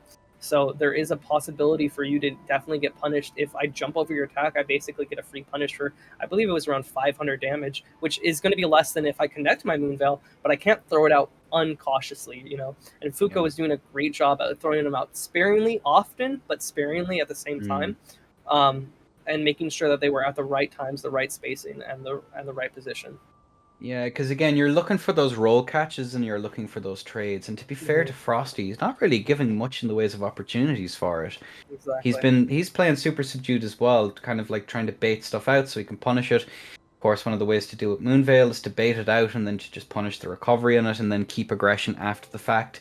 Wait for them to try and do it again, rinse, repeat until you can put them away. That's one of the things. But it's interesting that there's no really solid burst damage that we've seen on the side of Frosty. This is kind of unusual. I'm not really sure. Yeah, that But Halberd was able to, put the pressure onto him with that burst damage. It's more of a neutral poke sword situation, so. yeah, and you have to be careful on the aggression. But ladies and gentlemen, both of our contestants are in. I'm ready. I think good day. You ready? Just a bit. Yeah, just a smidge. All right, on a 3, on a 2, and a 1. Allez, there we have it. Both players now going for their physic. We have the boiled crab there on Fuko. No, only the boiled crab on Fuko's side there. Now, hey, see, the bubble has been burst. And now Fuko's taking center here. Will he be able to bully Frosty around? That is going to be the big question because we have Claymore and Offstock, I think, goes for 800 damage, 1000 damage total. Oh, this is 1400 damage before the health bar disappears. Out comes the S-Stock. Frosty's trying to find some way to take this one back. He's at a huge disadvantage. Out it comes and he's put away with the roll catch. Oh, wonderfully played. One masterful played even from Fuko there on that roll catch. He set it up and let it fly at the exact right time. He put himself in that sheath. You could see it coming. You knew the roll catch was there. He just had to hit it at the right time, and it's exactly what he did. It was very, very well played. Fuko had it rehearsed. My word. Like, that was... Frosty played well there. They both played cautious. He just wasn't able to find a ways to aggress, which can be a huge problem when going up against a setup that has such high burst. Because you know that they're looking... They know that you have to aggress. Yeah. But you know that they know. So it kind of becomes this whole mind game thing of, do I bait the aggression so that they try and punish it with the weapon art, and then do I come back in and actually aggress on them proper after the fact? It's a hard one. It's a hard one to know the right way to approach. But again, it's kind of like with Mage. You have to find that aggressive spacing. You have to find that aggressive spacing, exist within their periphery at all times, reaction roll their attempts to end neutral, and then punish accordingly. But Frosty, unfortunately, put away, and Fuko takes it into the next round, who will face I Remains believe, to be seen yeah, remains to be because seen. Shocked versus next. Gregley, one of those two players we'll see against Fuko later. But Shocked versus Gregley, a very interesting matchup here. Both players are going to be fairly new to the scene. Shocked, I believe, was in the warm up tournament, but we didn't see much of him. I believe he is a new player to the scene, new to ER in general. Like, hadn't played previous Dark Souls games. Don't quote me on that, but I'm pretty sure. And mainly plays Halberd and Straight Sword, from what I recall. So very interesting matchups there. You have both options. You have the guaranteed poise break, and you have the aggression from those straight swords. How do you feel about Mm. that? As straight sword, is it on the same setup? So you have a main hand halberd and an offhand straight sword, No, or no, no. He plays both setups, meaning two. oh, okay. Sorry, Yeah, sorry. Yeah, that's. I mean, that's a pretty standard setup that most people end up using for sure. I mean, we can take a look at the builds here. We're looking at, a fairly standard Dex build here. I actually think that was a copy of my Dex build not too long ago. Dex, of course, very popular because you can go for that lightning infusion, which is solid chip, has solid damage, and there's not much in the ways of like solid absorption against it. I'm fairly sure I've fought Shocked on at least one occasion. I might be wrong on that. Don't quote. I might be wrong on that, so don't quote me. But yeah, pretty standard build again. Looks about right for the setups that they would be most likely to use on a Dex build. And then as for Gregley, we're looking at another mage. There are so many mages today. yeah. Very, very popular pick now in the current meta. But interestingly, and very, very interestingly to point out, Okay. 60 yen. Not 80, not 70, 60 yen. A very low amount, in spells scale all the way up to 80. So with that 60, you're not going to be doing much damage with your spells. It's mostly going to come from weapon scaling where you're going to do all that damage. So it's going to be very, very interesting to see what they're able to do with that 60 yen. Probably using the physic to get up to 70, but their vigor is also a stat that is declining here. You only have 56 vigor instead of either 58 or 60 that we can see from other players. So it's going to be very, very interesting to see what comes out Yeah, here. it looks like it's more of a hybrid Dexint build to a certain degree. Obviously, there's only Yeah. he most likely going to be using Dex weapons in the offhand. That will be my suspicion. But yeah, I think we're going to see the usual slicer poke from neutral with your pew pews and then go burr with slicer. I think that would be my suspicion. I could be incorrect. Don't quote me on that one. We'll see as we'll slowly but surely figure out how it's all going to pan out. But yeah, again, I'm very surprised by the amount of mages. I really did not expect this to be the case, which Yeah, is fantastic to see the build variety and to a certain degree. the current meta Really, really. definitely has been overtaken by Slicer. It's such a good. It's dagger speed on the running attack, and it does so much Mm. damage. It's around 500 damage, which is very, very close to straight swords. And if you have the Carrion Slicer or you have Terra Magica up, or not, sorry, not Carrion Slicer, Carrion Glint Blade and the Terra Magica up, both of those are going to boost your damage above straight swords. So now you have a dagger speed attack that's going to be above damaging your straight swords. It's just such a good option to have, and those mages are Mm. going to have such a good time at using that. Yeah, well, we will. It remains to be seen how this one is going to pan out. I am ready, ladies and gentlemen. Are you prepared? Mentally, physically, spiritually? Spiritually this time. The other ones, I don't know. All right, ladies and gentlemen, on a 3, and a 2, and a 1. Alley. There we go. Both players now immediately taking aggressive posture here, taking their physic, and we see the magic liver. Out comes Moonveil there. We see the aggression here on the straight sword. He's not really given the mage very much in the ways of space. That was a lot of damage. Out comes the rot. Out. Not quite what I was expecting there. The Moonveil takes the damage. He is in a spot of bother now if he's not able to have that rot dealt with. And now we're seeing this return to aggressive spacing, but he's jumping attack manages to connect. I have a feeling someone was in their menus. I just have that striking feeling. I know because it's happened to me so many times, and he's put away. So well from Shock there, just keeping up the pressure and making sure that the mage wasn't able to get any space at all to go back and cast any of their protective spells to get that Yeah. shrink in. They only had that Carrion Slicer, which is a very aggressive spell. It can do a lot of damage, but it's on a resource. Keep that in mind. There's only so Yeah. many Carrion Slicers that you can do. So keeping those, keeping you from putting up any defensive spells at all is a great position for you to be in, especially as a straight sword user, as you're going to be able to regress for free and then de-aggress for free because of that low recovery on your attacks. Yeah. Whereas, especially if you're not able to get that casting chain done on the slicer, you're kind of stuck in place trying to cast it, which straight swords have all the time in the world to punish it. I believe we've seen it in that fight, Yeah. expecting the roll and getting punished for the bad read. It's cool. Gregley's gonna be looking for some vengeance, I think, in that one because Shocked was very dominant in that round. But again, like having that amount of pressure, because now you have not only status pressure, you have perhaps flask pressure as well. Yeah. Especially considering we only seen Shocked lay up the aggression after after he'd used a couple of spells in the meantime. Expecting him to try maybe go for either a bolus or maybe go for a flask, try and get Yeah. that FP up. Like that was really smart play. Like I'm gonna stay on, force them to use a bunch of their mana, and then pull off disengage and let the rot do its work, Hmm. which is just the smartest way to play a really really smart play there on the side of Shocked. And Really really smart. not being scared is such a good way that Shock played there. He was never Yeah, scared of that yeah. Carrion Slicer. He was always aggressive, never de-aggressing off from him. Just able to play it so well and making sure that he was just in the correct position at all times. He was Mm. in the neutral, into the aggressive, into the neutral, into the aggressive, into the neutral, into the aggressive at every moment that he needed to be. And then he slayed on the aggression so hard there at the end. Was able to just get the health bar to go down so fast.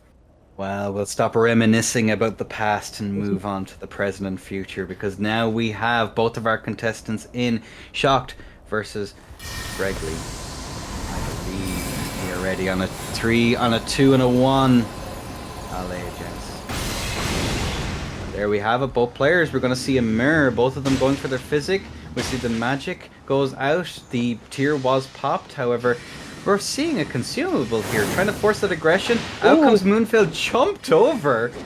Are we going to see a similar thing? The jumping attack manages to connect.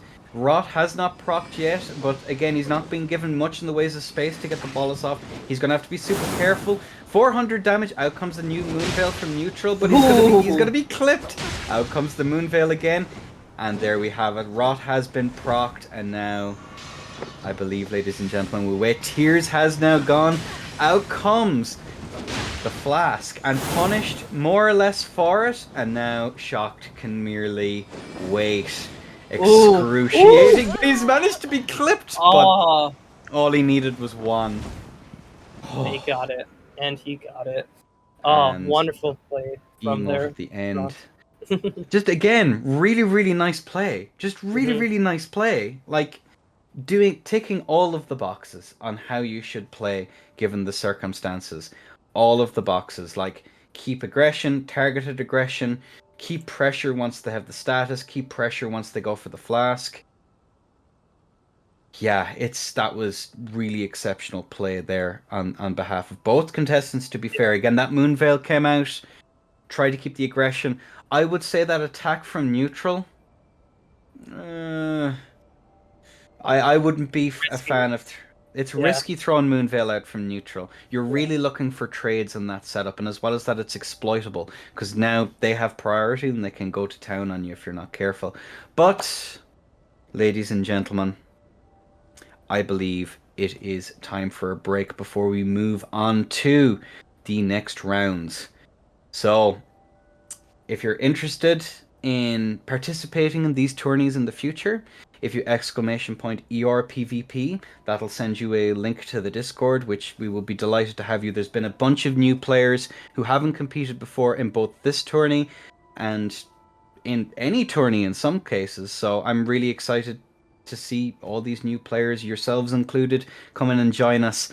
And of course, if you wish to donate, we cannot do this without community support. Either ourselves or ERPVP ! Donate will give you the link to all of those ways in which you can contribute. So, ladies and gentlemen, thank you again for joining us. We'll be in for round 2 in the future rounds after about 5 to 10 minutes. We will see you then, ladies and gents. Thank you all so much. Cheerio. Chat to you after the break. Hello, ladies and gentlemen. I am, of course, your host, End of the Lion. And joining with me for yet more pain and suffering in the form of Dark's Elden Ring PvP, we have, of course, the wonderful Good Day. Back at it again. Here we are. And we are looking at the round 2. Round 2 is looking to be just as exciting, if not more so, than round 1. Because if we look at our challenge here, we have, of course, Melee versus Fury up first, then Unsung Gunner versus Raincoat, Bevan and Crucify, and then Fuko versus Shocked. All of these players have played exceptionally well in their opening rounds. I don't think any of them have lost a round in that first round. Oh my word. All 2 of That's a... Whew. There's going to be some stiff competition here. This is going to be crazy. But this first round, oh my word. It's going to be very, very stacked here with Melee, a very solid mage versus Fury X, the previous winner of that warm-up tournament. It's going to be very, very stacked. This is going to be an interesting match because, again, I can attest that both of these players are exceptional. And it seems as though we have both players here and ready. We're just sorting out some small little bits and pieces there, ladies and gentlemen, and we should be good to go in just a moment. I am ready if you are. Good Day. I am ready as well. On a 3. No, maybe. Oh. There we go. On a 3, on a 2, and a 1, ladies and gentlemen. Allez. And we'll see them both start off running at each other. No Glintstone Pebble from neutral, but instead of Scrap to get that Poise Break coming in. Now the Carrion Slicer into the Flame Strike, into another Carrion Slicer, but we'll see the running poke coming out from the way of Fury, and now eating that Physic to make sure that they're going to be able to get that Crimson Bubbles here off later in the fight. And now the Drink will come through from Melee, but a neutral poke will land for 386 damage, and now the Flame Strike, 487 damage from the way of Melee. However, that Carrion Slicer is definitely going to outtrade that Halberd, and now they're going to have to play back and forth here, making sure that they're able to keep out of neutral.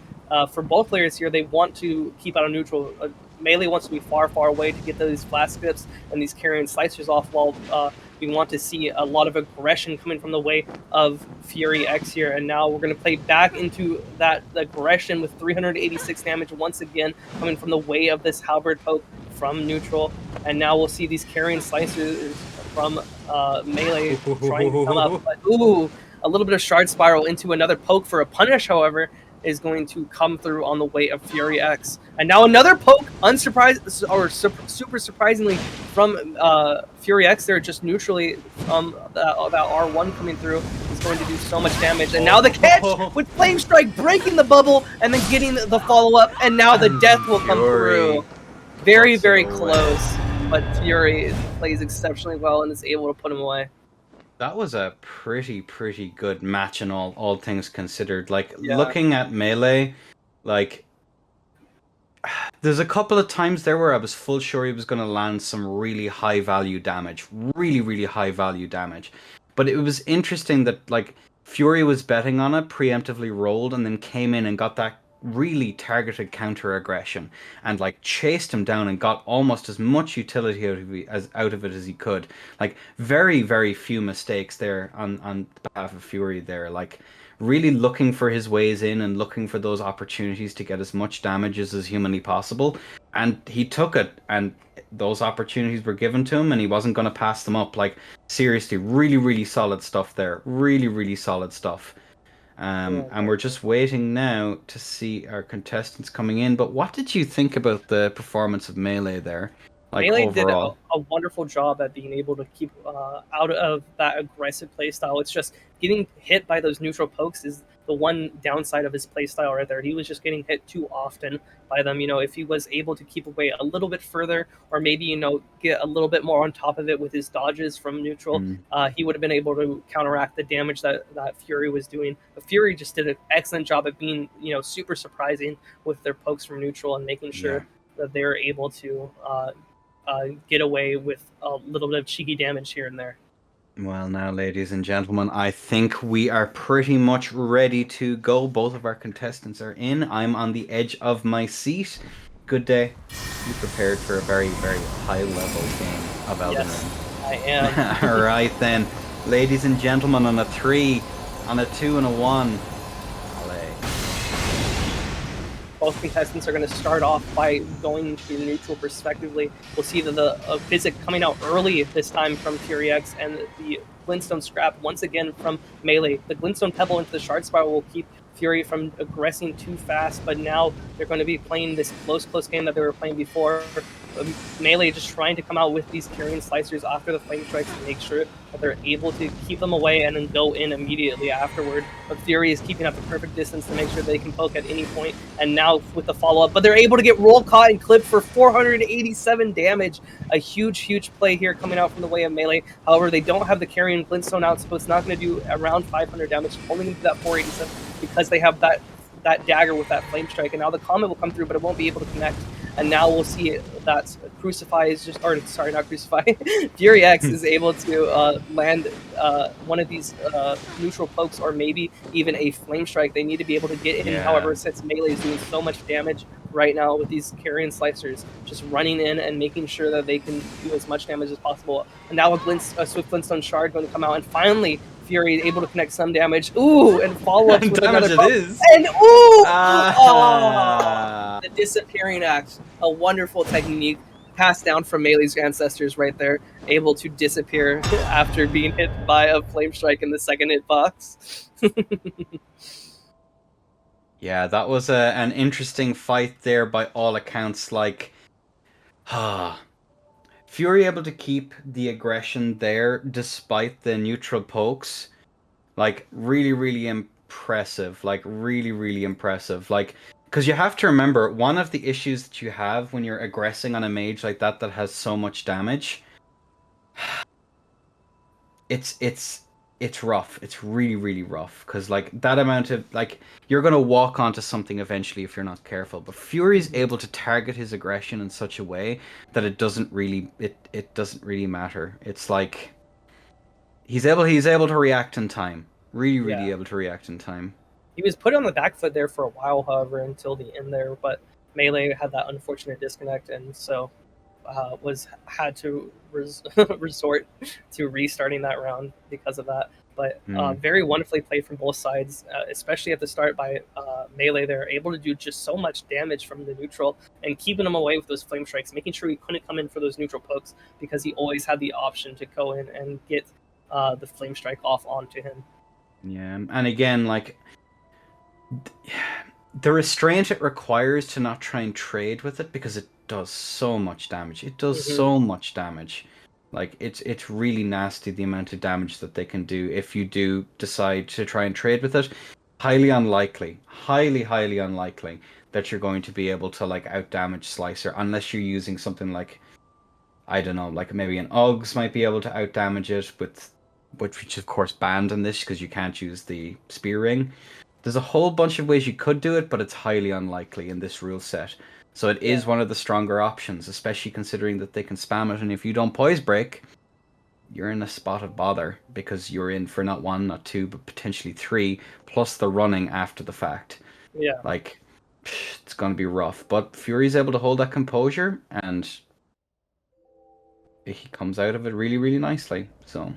Yeah, for the first time since Bevan, also for Melee, we saw that Slicer into Comet combo. It wasn't able to land, but it was a great attempt earlier from Melee to make sure that they're able to keep that pressure up from neutral. But it does cost a lot of FP, especially when you're using loose sats, which I believe Melee was using, which increases the FP cost by 50%, making that cost even more. So your blue is going to suffer heavily when you try to use that Comet combo. So you kind of want to make sure that it's going to land if you do use it. And unfortunately for Melee, it wasn't able to land there, which led to a lot of pressure being gained from Fury. Yeah, again, we're just going to have to see how this next match goes. Again, Fury is not quite as dominant as he was, clearly. In the first round, it seems Melee has adjusted their style to try and deal with it. But now, in this next round, we're going to have to wait and see what happens. Yeah. Right, because I am ready on my end. Ladies and gentlemen, I hope you are ready too. 3, and a 2, and a 1. LA. See both contestants now starting in the same positions as they were before, but a Star Shower coming out for 133 damage this time instead of the Glintstone Pebble, and now multiple scraps going up, making sure to pop that bubble as fast as it started up.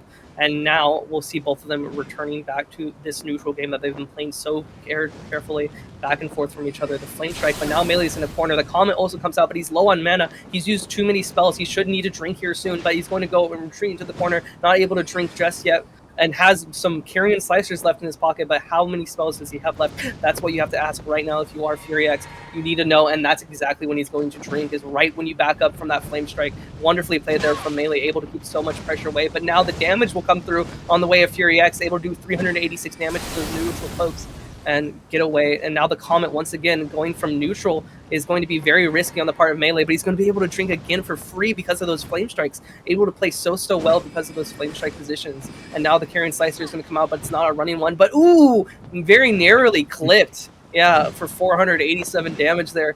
And now the health bars have almost evened up after that. And now they need to go back and forth into this neutral game once again, making sure that these Flame Strikes are keeping the opponent away. But 386 damage coming in from the part of Melee.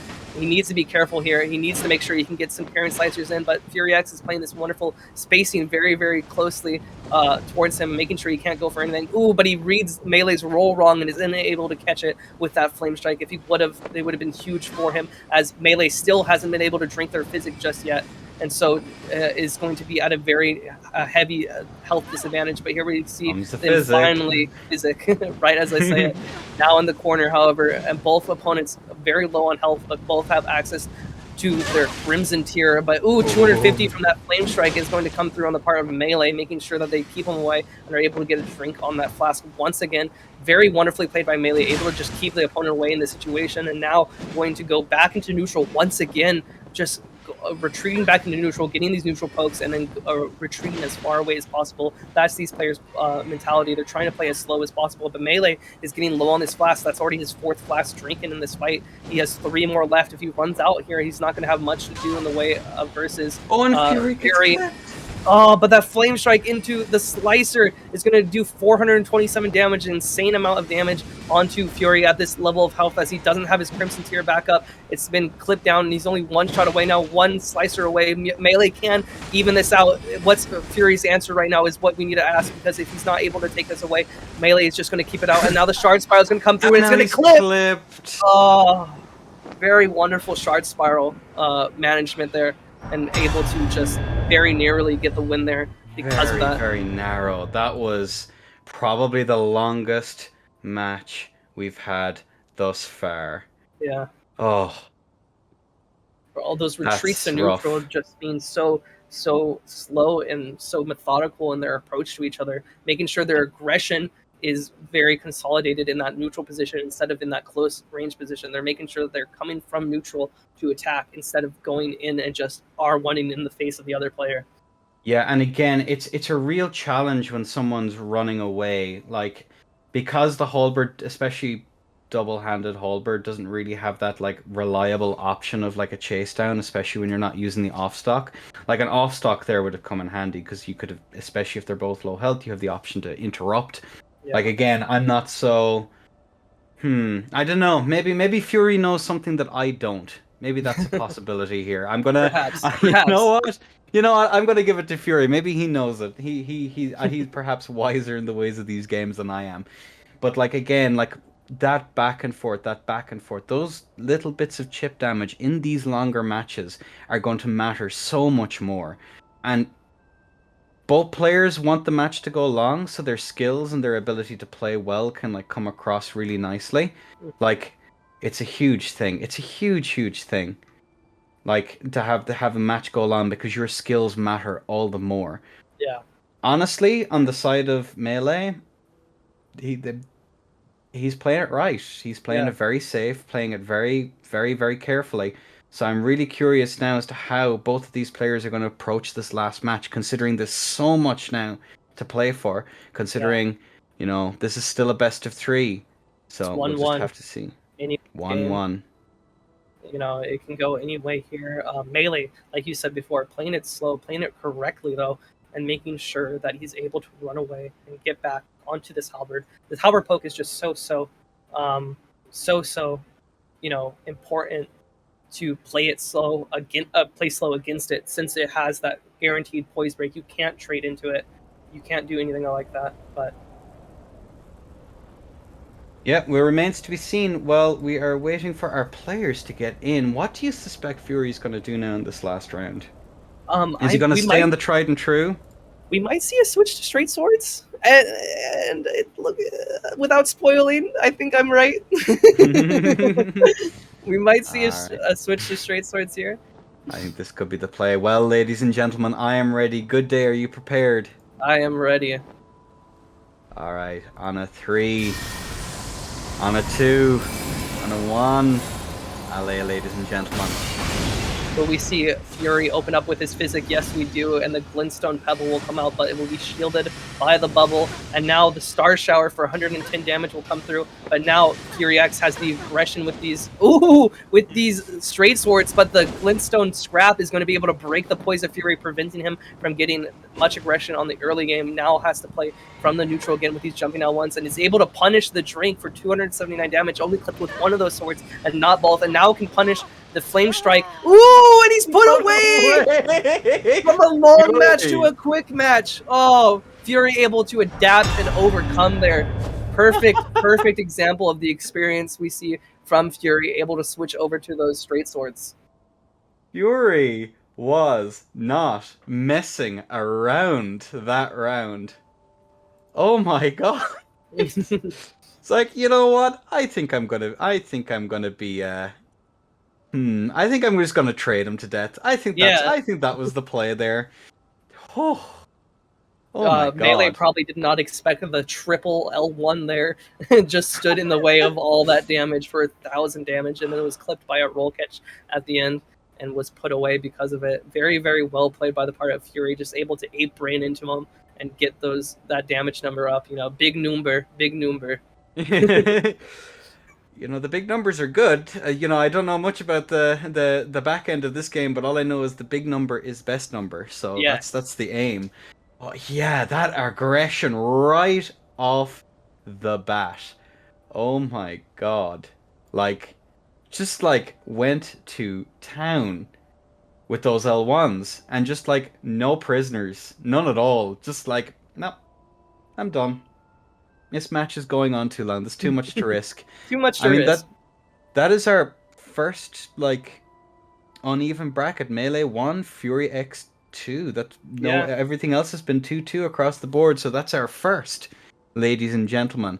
Melee again, an exceptional player, and unfortunately will not be making it. But Fury will be making it into the semi-finals, and it does remain to be seen now. Who will he be meeting? Will it be Unsung Gunner or will it be Raincoat?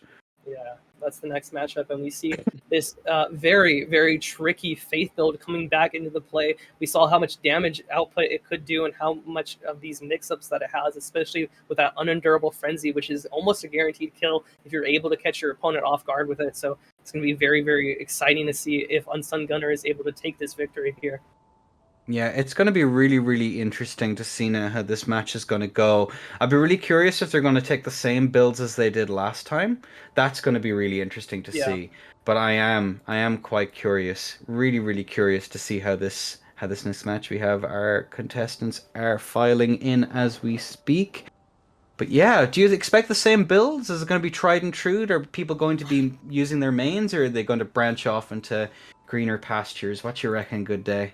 I expect Unsung to stay on his Faith build. He is a faithful player, is what I will say.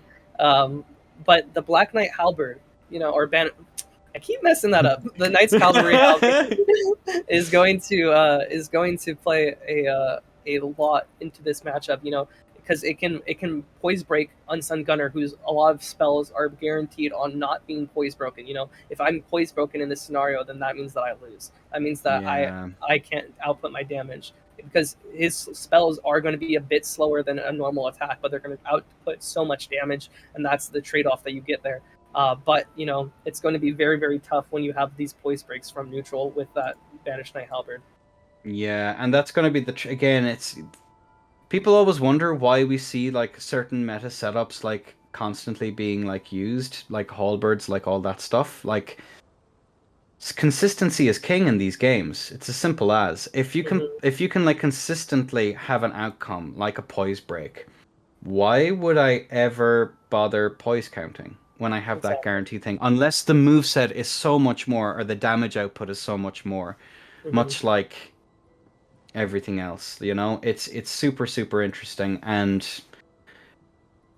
there we go. We have our contestants in. We're just gonna have to see whether it be is the faith in the faith build deserved, or is the Black Knight Halberd gonna take the day? Ladies and gentlemen, on a 3, on a 2, and a 1, alley.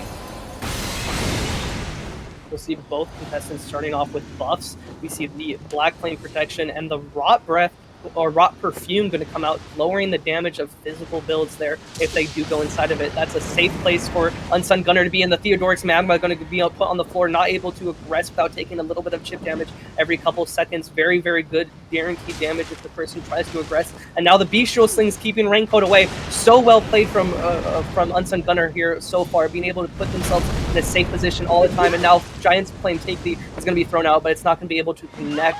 And now Unsung needs the drink after using so many spells. And now the mix-up, but it's not able to connect. The roll will come through. And now we'll see Giant's Flame Take the once again, not able to connect. And now Bestial Sling, the tried and true, is going to come out and poise break this player again and again. And then the catch flame. But again, those neutral pokes from Raincoat are going to be able to break the poise of Unsung Gunner and keep him away from doing so much. But the drink is not going to be punished. But another neutral R1 is just going to come out and break the poise once again of Unsung Gunner, but traded into the Theodoric's Magma and put away. Oh my god, like really, really solid, like, oh man. That was Just such an interesting fight. Yeah. The casts there were really, really cool, because like it's such a good area denial. Like it's so good. So good. And I'm going to be completely honest with you. I've never seen someone rock a build and use it quite as well as that. Definitely. That was like really, really solid on the behalf of Unsung, isn't it? The mage? I think it's Unsung. That would be Unsung. Unsung Gunner. Yeah. Gunner did a really, really solid job of really like using that area denial to its full effect, forcing the damage, forcing the other person to have to interact with them in any way in a damage state, which means that if they do a running thrusting, there's a high likelihood of a flinch potentially. Like it puts the other person in so much pressure as well, because it's like half of the board could very easily be on fire in the next 30 seconds. Exactly. I'm gonna have to get in on top of them quick, and then you have the options to just like on the flick of a switch push him away with either the catch flame or using the Beast Flame. Or the Theodoric's Magma. Yeah, exactly. All of those. Yeah, all of those options are perfect. And then the combo of Bestial Sling into Thunderbolt to force them into roll into the Theodoric's Magma. If they roll into you, they take that damage. That's what we saw there at the end. Very wonderfully played from Unsung Gunner at any point. Super smart play. Super smart play. Yeah, super smart play. And again, like I'm excited to see now how Rain is going to adapt to this next one, because that was a rough fight and it was very clearly in Unsung Gunner's favor most of the way through it. So like they're gonna have to be super careful now in how they kind of get in. Really, really careful. But we have both of our contestants now in the arena. Both of them are in their corners, ladies and gentlemen. I'm ready if ye are. Is everyone ready? Everyone thereabouts? See this faith build domination, but we'll see. Oh, that remains to be seen. But on a 3, on a 2, on a 1, alley, ladies and gentlemen. Both going to start off with the respective buffs once again, and now the Rot Breath that we saw before to lower the damage output from the physical build player is also going to come out. But these neutral pokes are doing such huge damage to Unsung Gunner, already at half health, now below that, and no damage put on Raincoat themselves. Unsung is forced into position to run away. With the poise break, like I said before, your spells rely on not being poise broken, and it seems like we might get a perfect here if the S-Dot comes out, and it does! Raincoat able to respond perfectly here with another amazing performance, able to perfect out Unsung Gunner there and put him away. So well played there with just so many neutral What? points into the poise breaks, into just the S stock finisher there. It was so good. Whew. What a turnaround. We're like, he won't adapt. It's gonna be this is gonna be really rough. Nope. Turns it Nope. around and a Adapts flawless. immediately. Yeah. Oh my word. Like that was just like just a complete reversal. A complete reversal across the board. Like incredible. Actually Exactly. incredible. Like well played there on the part of Raincoat there for keeping that pressure on. Really, really, really doing good damage with it. Like just incredible. Like will we see it moving on into this next round? Do you think it'll be a bit more of an honest back and forth, or is it gonna be one side dominating early on and like Keeping up that how's this pressure. keep that pressure? I think this one is going to adapt into a way more neutral game. You know, Unsung Gunner was very aggressive at the start with that Rot Breath, making sure that they could get some damage out, and then even tried to get that Wrath of Cold out. But now he understands that, hey, this thing is going to poise break me each time, but I also have a poise break option that's faster than his Halberd. You know what that is? Bestial Sling. And he's going to be able to combo that into so many different spells. So I think he's going to play a much more neutral game with that Bestial Sling and make sure that he's able to put him away.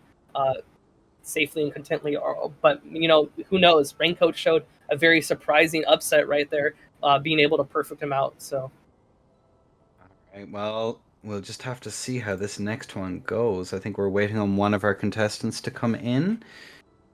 There we have it. And again, like, what must be going through Gunner's head now after that round? What's the approach? Are we gonna see him? You reckon there's gonna be a much more neutral game? Do you think he'll come back and like really just like sit in that neutral spot, try and bait out, roll, and then like go for like the catch flame then to punish that over aggression? I'm gonna be really curious. Do you think that's the play? I definitely think that's what's going to happen here. I think he's going to play a lot more slowly than he did previously, just because he needs to be scared of that Halberd now. He understands the pressure that it can put on him because he doesn't have the opportunity to cast his spells unless he's in a good position. And, you know, if you're in an aggressive position, it's not necessarily a good one, but if you're in a neutral one, it's always equal. Okay, well, now the moment of truth. This is match point, ladies and gentlemen. So I am ready if you all are. Oh, no, apparently not.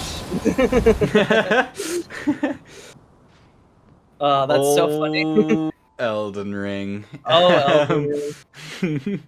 The Christmas Carol that we must not speak about. Elden Ring. Unfortunate. Yeah. Well, at least it didn't happen mid-match. Exactly. But anyway, what? What's the play here? We see running attacks from neutral from Raincoat, trying to land those hits or at least keep pressure so that Unsung Gunner isn't able to get that counter pressure in. And then what's the play? Wait for a whiff and then counter pressure then with like the catch flame, or maybe I call it Wrath of the Gods still. I'm stuck in the past, old man. I'm stuck in the past.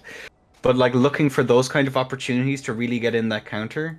Yeah, definitely. The counter damage, you think that's the Because else could you're just gonna get poise broken, you know. There's not really much you can do. Because all your spells are gonna be slower than that running Halberd attack, you know. Halberd just has such a good matchup against Unsung's build, I think. That you really just have to play neutral and make sure that you're the one who's in the better position to attack than your opponent. You can't just attack recklessly, like if you're a straight sword user, like we saw before in that Fury X match. Yeah. Well, ladies and gentlemen, both of our contestants are back in. Fingers crossed, all goes well. So I am ready when you all are. And there we have it. The bow is out on a 3, on a 2, and a 1. Both starting off again for the third time with their respective buffs. Going to be able to play this neutral game once again. Ooh, the catch flame will come out, but the double flame strike will connect, but it's going to be the first frame, but another one will catch for some huge damage onto Unsung Gunner, and now the health lead is going to be fairly into the favor Renko, but it's slowly going away with these bestial slings from neutral, like I said before. But ooh, nearly put away.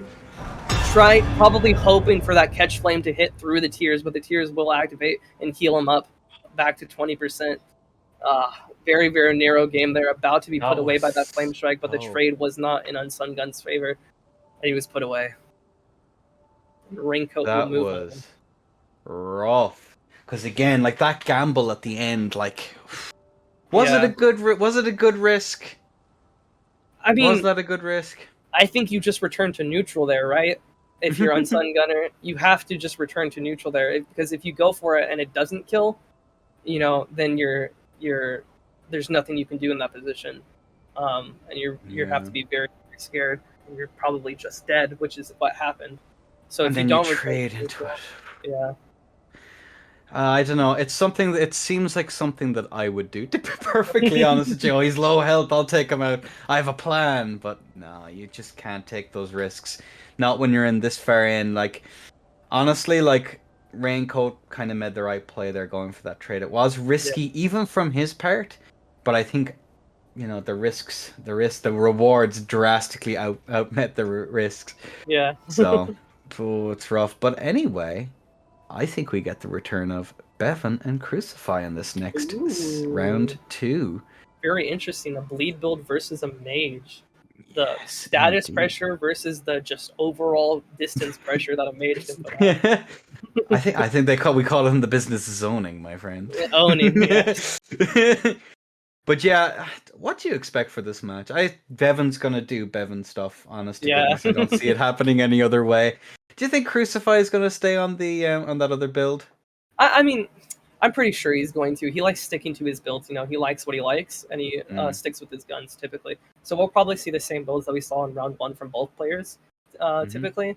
But you know, if Crucify wants to win this, he's definitely going to have to land some very cheeky shots onto Bevan, because Bevan, as we saw, just has the output damage of a god on those that carrying slicer into Comet output. Now, come on now, don't give him too much credit. You might give him ideas. Come on, calm down, good day. But honest to goodness, this should be I don't think we have seen anything quite like this before, have we? In one of our tournaments? Mage versus a more arcane focus build? I don't think not so. Even in our fight clubs. Yeah. Now that I think about it, this is really interesting. Definitely. It's going to be a huge difference in builds here. Huge difference in playstyle as well. You know, you have this very heavy focused aggressive playstyle from Bevan's part, with all these spells coming at you constantly, making sure that you have no time to breathe, and then this very status pressure neutral game heavy bleed build coming from the way of Crucify. And who really wins that then in the wind up? Because what I'm thinking in my head is that you can like chip away, keep the ballast pressure up all the way through, and then like, does Bevan manage to land some really high burst in the meantime? Like that's the constant risk. The longer the match goes on, the more likely you are to make a mistake. Mm-hmm. So I think this matchup is really in the favor of Bevan here, I think. Definitely. Like, just in terms of, like, on paper, but again, player skill is a whole other equation that remains to be seen as we have both of our players in the world, ladies and gentlemen, and I think we are pretty much good to go. Because on a 3, on a 2, and on a 1, allay. There we have it, folks. Both of our players here. We have an immediate poke there from Bevan in neutral. Crucify staying on Halberd with the Albinaric shield, I believe. Out comes the spin to try and keep him at bay, but Crucify is staying really in close. Out comes managed to poise break. I think Bevan wins that trade. Bevan clipped again. Out comes those running attacks. Ooh. He's interrupted. Out comes the Beast Roar, manages to get another little bit of damage. Bevan manages to get the the tier up. However, out comes the Moonveil. Bevan is so low, but he's not over yet as he's clipped on the way in. Bevan manages to get the last bit of damage. The damage output of a god, like I said. Oh my god, That that combo just is damage. able to switch the sides so fast on the mage. You know, we saw this before in Bevan's previous match where he had that sliver of health, but was able to bring it back, and that's exactly what happened right now again. There's that sliver of health, but then the comet, that slicer into comet combo is just so deadly, and you always have to be aware of it if you're facing this mage. You have to make sure that you're keeping away from it as long as possible, and making sure you have to double roll that to make sure you don't get hit by it, which is very scary, especially because a double carrying slicer can play into that and roll catch you. Yeah, and again, like what was I saying? It's like the longer these fights go on, the more likely is that you're going to make a mistake against some of that really high damage output. Like it's just the rule of big numbers. If you have to roll 10 times and they have to if they have to roll 10 times and you have only 5 rolls, you're going to mess up at least one of those rolls, right? It doesn't Yeah, matter how much of a reactor you are, you know? You're still going to mess up once or twice, and again, it's just the rule. It's just how it works. And again, I'm going to be super excited to see how this next round goes, because that was too close for comfort. That was way too close for comfort.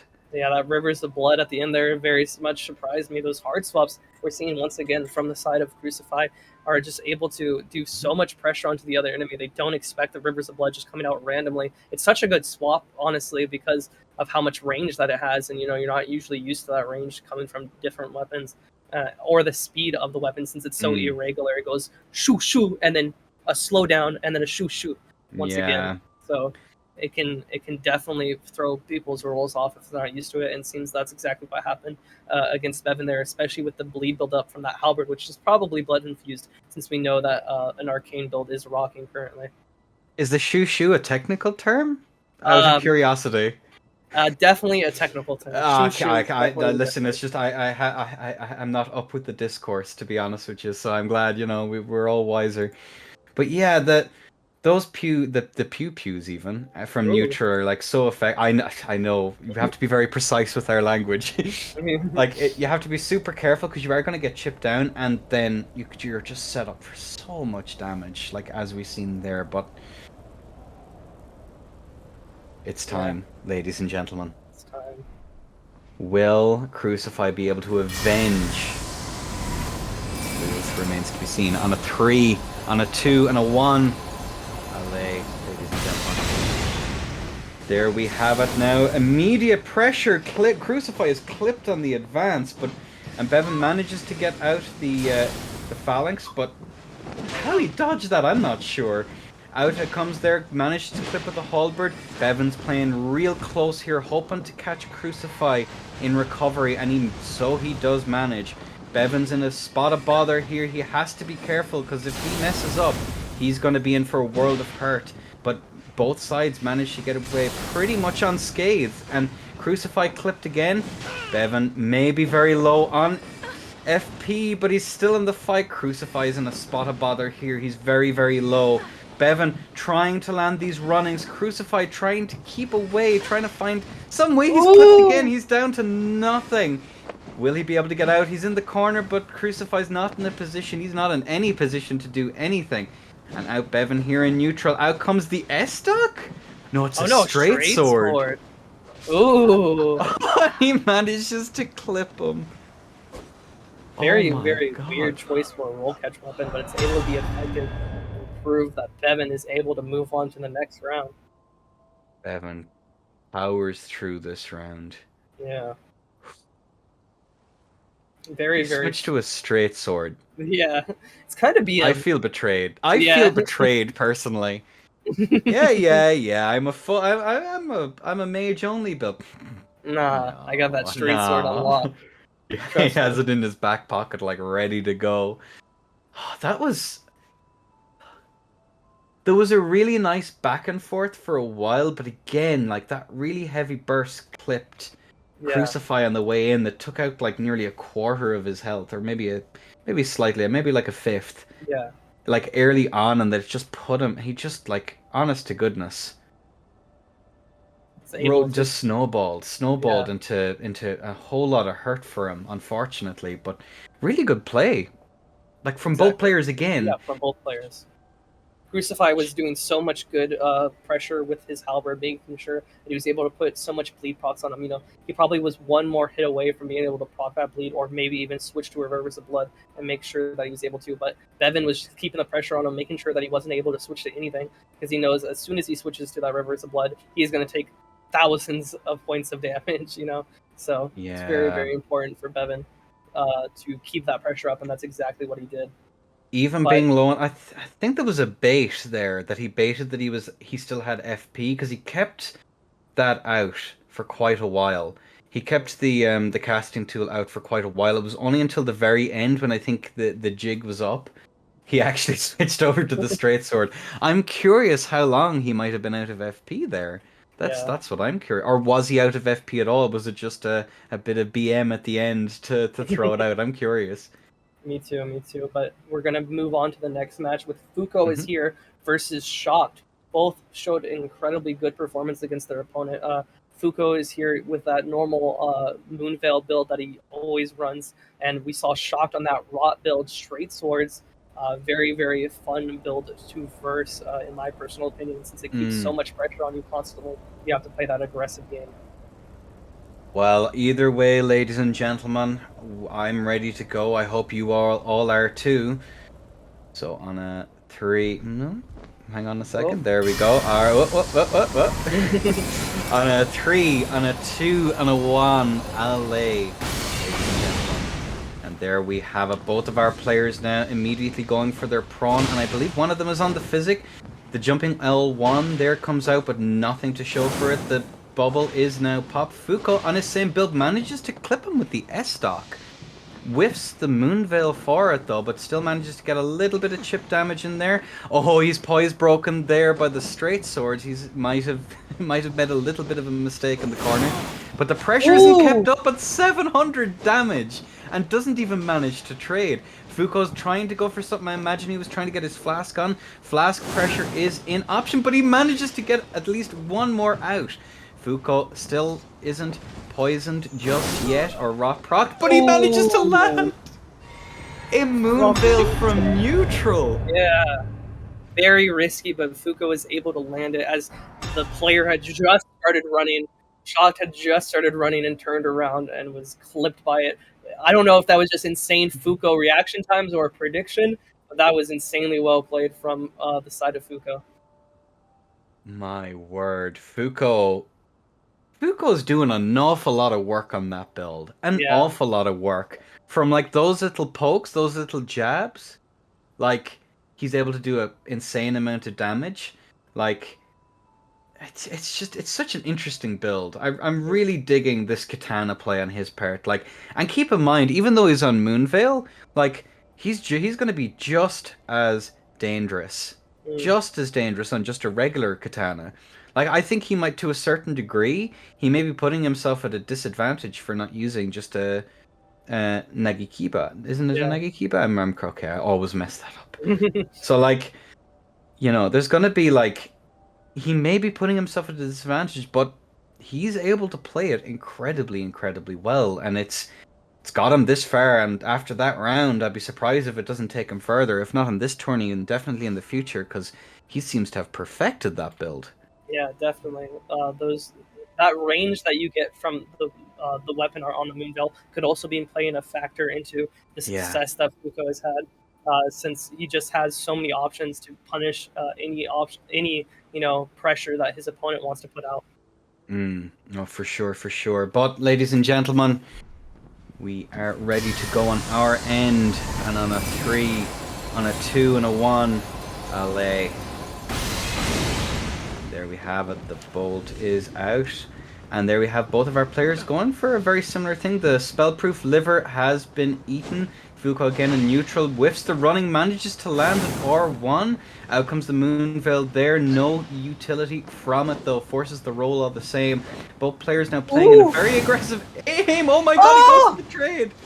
Out comes that R1. Out comes from neutral again. Maybe not what I'd do, but he's definitely making it work.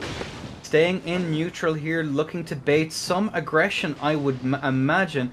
Forces the roll, manages to clip him, pops the tier. And out comes that, I imagine he just it's not 700 damage to punish the dagger. Out comes the S-Dock. Really managed to put him away. Out and he puts him away.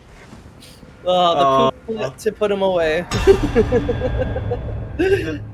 Trading with the poop pot might not have been a particularly good option. I'm gonna be completely honest with you, but you know, I give him points for style. Points for style. Yeah, definitely. Those are the most important points. Okay, you get a +1 from the end, and okay, here's a +1. Oh my word, that was pretty. Foucault takes it away, ladies and gentlemen. That was the last of the best of threes. I believe it's all best of fives from here on out, if I'm unmistaken. This is going to be super, super interesting. My Definitely word. Going to be interesting. We have on our next one 2 powerhouses so far: Fury X versus Raincoat. Raincoat with that 70 dex build, able to come out with so much damage. Or no, it's not 70 dex. Sorry, I think it was 70 strength build from Raincoat, able to do so much damage because of it, and trading into it. And then Fury X able to have his halberd and his straight swords just play so much dominant spacing against the other players, and showing those legacy skills that he has from DS3. And legacy skills, they very much are. I mean, like it's a very rare that a player not only manages to power their way all through the life of a game and just beat all around them consistently. You know, disappears for 2 or 3 months, comes back, beats us all, goes back to hibernation for a while until the next big tourney. And now we're just waiting on to see if Raincoat is able to hold their composure against such an incredible player. Yeah. You know, again, I'd be nervous, to put it very simply, having seen Fury play and at the level that he plays at consistently. You know, this is going to be quite the match.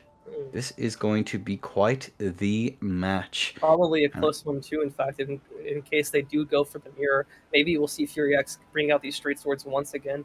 But most probably, it's just going to be a mirror of these halberds for the first round. And we've seen a lot of skill with these flame strikes from both opponents, being able to do those double flame strike techs to roll catch into the guaranteed second frame hitbox on that roll. So it's going to be very, very interesting to see what the opponents actually do bring out in case it is a mirror match, because both of them are so skilled at getting these flame strikes and getting these running pokes from neutral. Yeah. Again, it's so under this current rule set, just as an aside, as we're waiting for everyone to get in, Flame Strike is incredibly dominant. Yeah.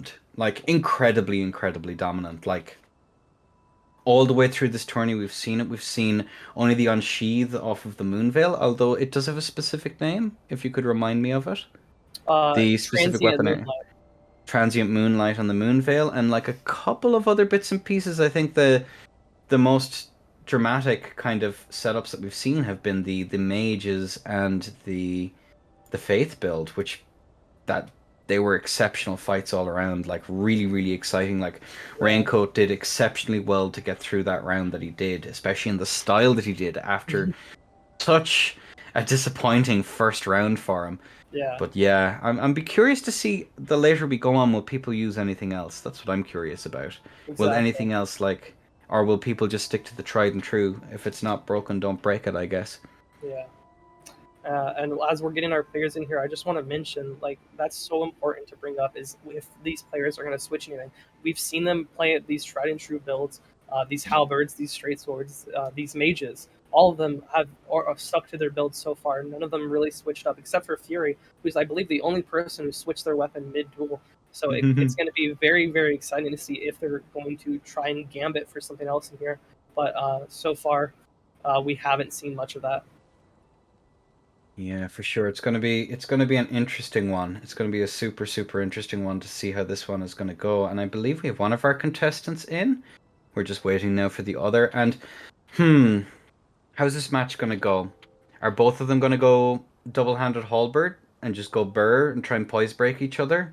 I think it's going to be a very heavy spacing game. I think Fury is going to try and space those running R1s from his opponent and then come back in maybe with a longer reach halberd, maybe bringing out one of the ones that has a different moveset than the other halberds to make sure he can get a little bit more of that neutral game better. But here we are, ladies and gentlemen. I believe we are at the ready on our end. All right, on a 3, on a 2, on a 1. Let fly. Allez. We see both opponents taking their respective buffs, both going to buff with their Physic and a Crab, going to get that out of the way, and now the Rot Breath coming from the way of Renko. He saw it from Unsung Gunner and now using it himself, trying to lower the damage from the other opponent, making sure that they're not able to do any damage at all, or very little damage at least. And now the bubble is going to finally be popped on the way of Fury X, but he's poise broken before he can get his Flame Strike off. One of the benefits of being a halberd is that you can poise break through that Flame Strike.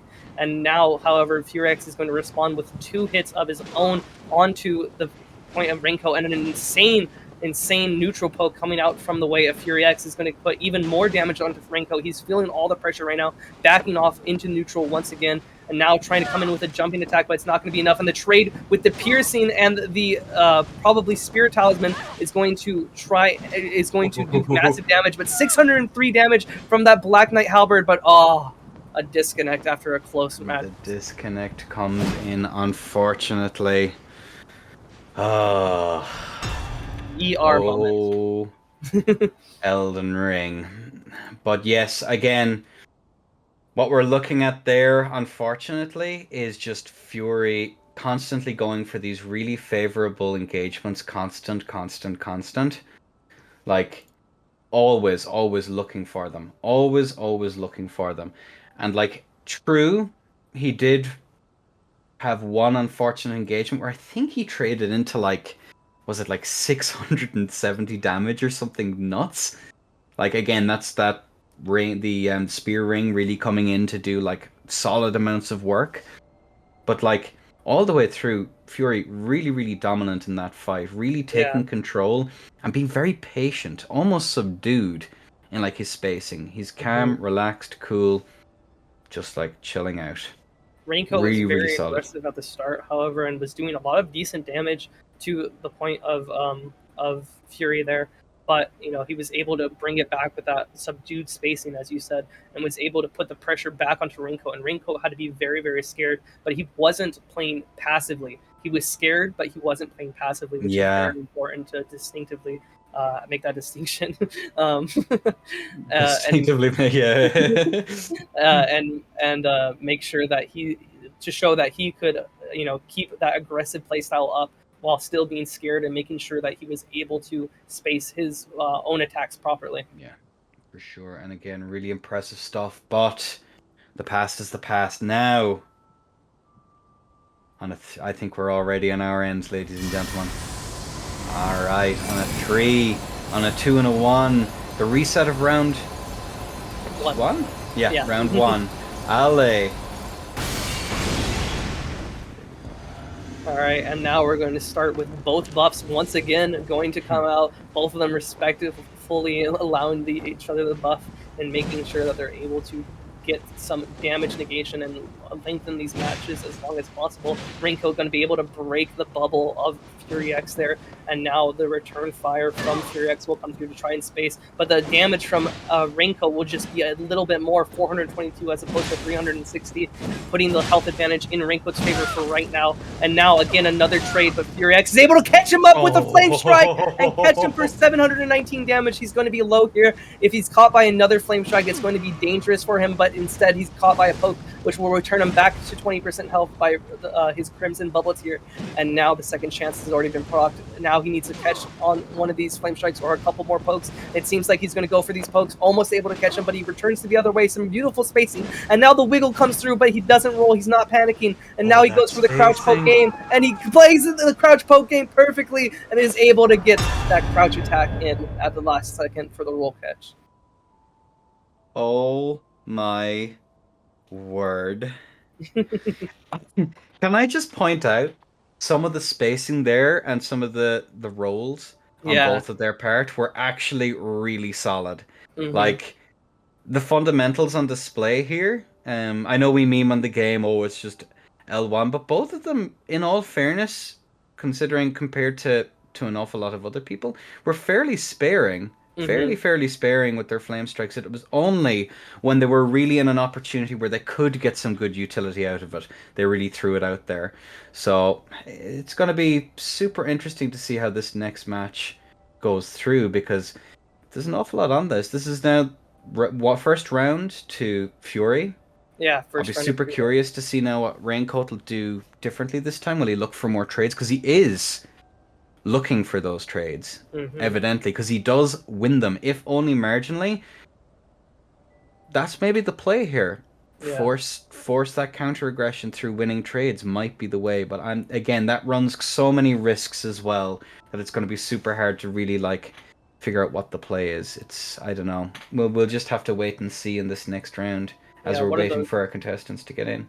One of those major risks that you're talking about is going to be that flame strike coming from the way of Fury, because you do get poise broken, but depending on when you trade and at what portion you trade, Fury will recover faster than you, since you're both going to get guaranteed poise broken in those trades. And if Fury recovers faster than you, then he's going to be able to flame strike you. And if you're caught by that, then you're going to end up losing that trade by a lot, a lot. And that's I suppose the difference. It's not what happens in the initial trade; it's what happens afterwards that will really determine if you win it or not. But oh well, we'll just have to see what happens, because both of our contestants are in the arena, all going well.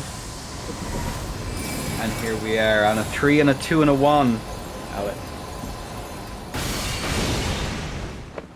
We'll see both contestants buffing once again, probably with the crab. Yep, there it is. And now we see Raincoat actually switching over to Halberd Offstock, it seems. Yeah, that's exactly what he's going to run, or Halberd Clean Rot even, making sure he's able to get some more pressure, but now switching back to that two-handed Halberd after taking a considerable poke from the side of Fury X, and now goes for the neutral R1, but is beat out by the running R1 from Fury X because of that Spear Talisman trade. And now both players just playing this spacing game. The jumps over of Fury right there was very, very clean from the side of Raincoat. But these neutral pokes from Fury are just going to be insane. Going back and back and back into these this vortex from Fury X is going to be very, very vital for him to win here. And he's almost about to win it, and the flame strike flips and puts him away. Oh man, like again, like really, really solid play here. Fury doing what he's been doing all the way through this tournament with the two-handed halberd, catching one after the other with those running attacks, looking for those roll catches. One of the things that halberd is really good at, if not as the chase down, is definitely for slowly but surely chipping your opponent away with that vortex. Yeah. They roll, you catch them with another running, and if they don't do a roll and they just try and walk out of it, you can catch them then with another R1. If they roll the wrong way, even, you can catch them with another one. You have options on halberd that maybe two-handed halberd doesn't have, at least to the same degree. I again rarely use a two-handed, but again, R1, poise break, force the roll, R1 again, and then you can follow up with an Ostock. And Fury's doing something very similarly here, but just with basically their running attack, running attack after another, and force the opponent to try and change their timing, in which case you can set them up for a flame strike. Exactly. So, that flame strike is definitely going to be deadly, as we saw there, clipping them at the end and putting them away. The lead now with Fury 2-0 in this best of 5 is going to be very, very scary for Raincoat here in this position. How do you think again? I think what Raincoat really needs to do is to get those rolls in order. The roll discipline is going to be really, really important here, especially when you're up against someone like Fury, who is, if anyone's going to exploit a weakness in you, it's most certainly going to be Fury. Yeah. And as for anything else, I mean, he is getting those good trades, but I think Fury's copped onto his pattern now, and it's going to be really hard, especially under the stress of a tourney. Changing up your patterns and stuff like that is going to be quite difficult, so it's going to be really, really hard. And we'll see if Raincoat is able to do that as we're getting our contestants in right now. Just very wonderful spacing from both contestants, though, I must say. Like that jump over Fury there at the start by Raincoat was so well played. You know, just being able to perfectly space it to where he was able to get on top of them right there was so good from the point of Raincoat there. Again, we're just gonna have to wait and see what happens in this next round. I'm pretty I'm pretty confident that Raincoat's going to give us a really solid show. I'm Yeah, really, really confident of that. He's played well so far. He's played well all through the tourney so far. So it's going to be an interesting one. It's going to be a very interesting round. This could make or break because if the turnaround could be real, this could happen. It is the conceivable that reverse it will end 3-0. up the reverse three. Yeah, exactly. No, unfortunately not. Yeah, it's wild though. It's really, really crazy how Yeah, like a match can turn around so quickly. So exactly. quickly in this game. We saw Renko having an advantage in the first round, the second first round, and then getting torn away by those flame strikes from the Way of Fury. It was just a complete reset of what our expectations were for this match, and Hmm. Renko wasn't able to cap it off because of Fury. Fury, I think, is really showing their legacy skills here with just how cool, calm, and collected they are, everything that they're doing, and just the mix-up that they're doing. Like that crouch Hmm. battle at the end of the second round was so good. Able to get that crouch mix-up and just send them away because of that. All right, well, both of our contestants are finally in, ladies and gentlemen. Raincoat versus Fury. Are you prepared? Yes, I am. All right, ladies and gents, on a three, on a two, on a one. Allez. Both contestants going to start off again for the third time with their buffs. Going to mutually buff the same way as they have been doing, trying to play as gentleman sports like. And we see the spear coming from the Way of Raincoat here, trying to get that range advantage onto Fury here. Probably, I believe that is the pike or maybe the long spear. I don't recall which one that is, but we're going to see the flame strikes and the neutral pokes from Fury being the same. Not able to be caught yet so far on these running R1s by that spear, so Renko is going to switch back to the halberd because of that, and now is just getting vortex once again by these running R1s from Fury. Fury is going to reset back to neutral, making sure that he can play this safe and not over aggress. But he's playing it so well so far, able to vortex him into so much damage and spacing him almost perfectly, and able to catch him on the second hitbox of that flame strike and put him away for the 3-0. Oh my word. Was that that wasn't a flawless, was it? I, I'm not sure. I think it was possibly. That I don't I'm not gonna lie. I don't think the long spear was the answer. The play, yeah, I don't either. Oh, that was what I mean, kudos for trying though. Hmm. Kudos for trying Hmm. something slightly different. You know, when you're in that position, you're like, okay, something's not working. Having the ability to just switch over to something else just to see if it throws your opponent off, and then switching back midway through to see if anything's changed. You know, it's worth a try, especially if you feel like you're being outplayed on your current setup. Yeah, It's definitely an option. But yeah, that was, whew, very well that played was by Fury. Just able to space everything perfectly and know exactly when to throw out exactly what he needed. And that those flame strike crutches, as I said before, able to play those so well and just catching them at the end of their rolls just barely, and especially on that second hitbox, which will allow you to follow up with that true combo into the R2 is so good from the side of Fury X. But moving on to the next match, we have one thing that will finally settle the debate of Spellcaster versus Spellblade. We'll see who's able to win there. This is going to be a really hype match. I've been watching not Fury. No, I just watched Fury. Watching Fuko play in these last couple of tournaments and being very impressed. And again, watching Bevan in both the fight clubs, the tourneys, and playing against him in tourneys, I have been incredibly impressed with his play.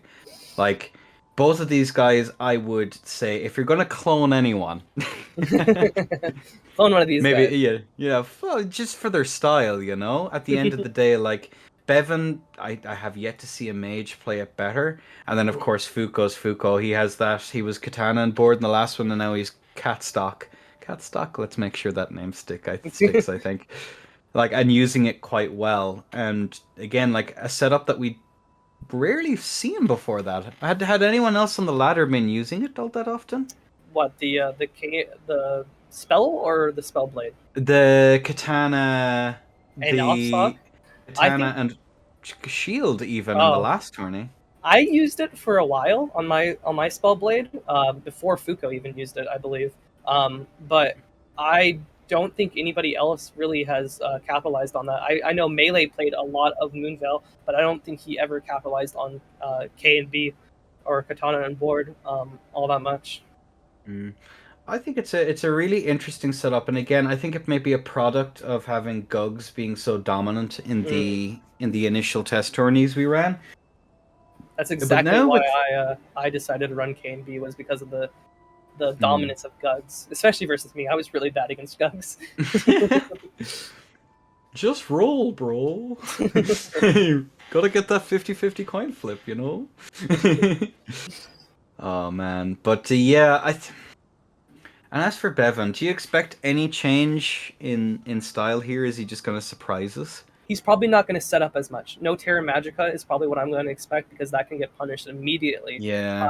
by that Moonveil. Also, he's going to be harassed probably by a shield. Fuko is probably going to put on a shield for this match, I would expect, because spellcasters can just get ruined by shields if you know how to play it right. And Fuko, as we saw in the last tournament, knows exactly how to play a shield. Yeah, it's something I did try, funnily enough, against Bevan. Is trying to go for that shield to try and like see if there's anything I can do, just to try and like pressure him off or like find some way around it, just to try and find your way in. But oof, I'm not so sure. I think it might be the mistake. I think going for that off stock and trying to punish might actually be the way around it. But again, I'm not. I'm always super worried about approaching Bevan, Mm, not because he's not a cool guy or anything, but mostly because that really high damage output is just so scary, yeah. so scary. Like really really nasty stuff. And both of them are going to have that high damage output, especially with the Moonveil. Going to be able to counterattack damage and trade into that Carrion Slicer. But the Carrion Mm. Slicer speed is going to be able to recover fast enough to get at least one off before you can do that transient Moonlight onto Bevan and get him down in here. And we're just waiting for our contestants to get in. But this match definitely is going to be a close one, and one that you guys should definitely watch out for. This is probably going to be the closest match of the tourney, I would say. I'm really really looking forward to it. Really really looking forward to it because we've had some nail biters so far. Some of those rounds were. I'm not gonna lie, my heart rate's going up again. Slowly but surely, we're getting to that point. Good day. And now we are just waiting. Hmm. What do you think? Are we gonna? I don't see any real changes here from Bevan though. I Uh, think we're gonna. Again, we. Has he gone off using Terra Magica? As in a more general sense?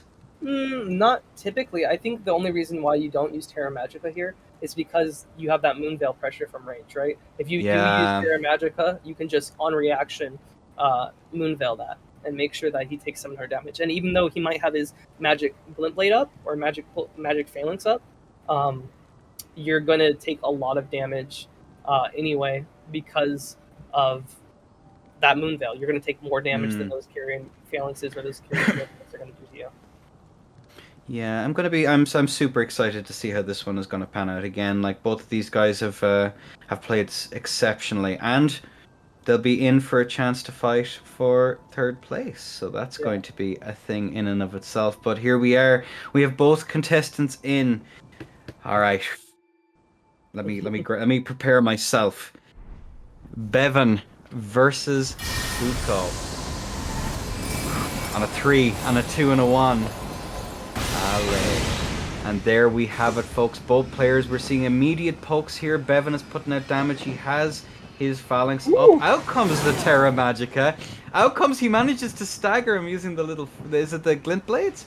The glint blades Yes. are staggered him. And here we have that neutral poke. Tries to go for the punish. 900 damage. Fuko, no!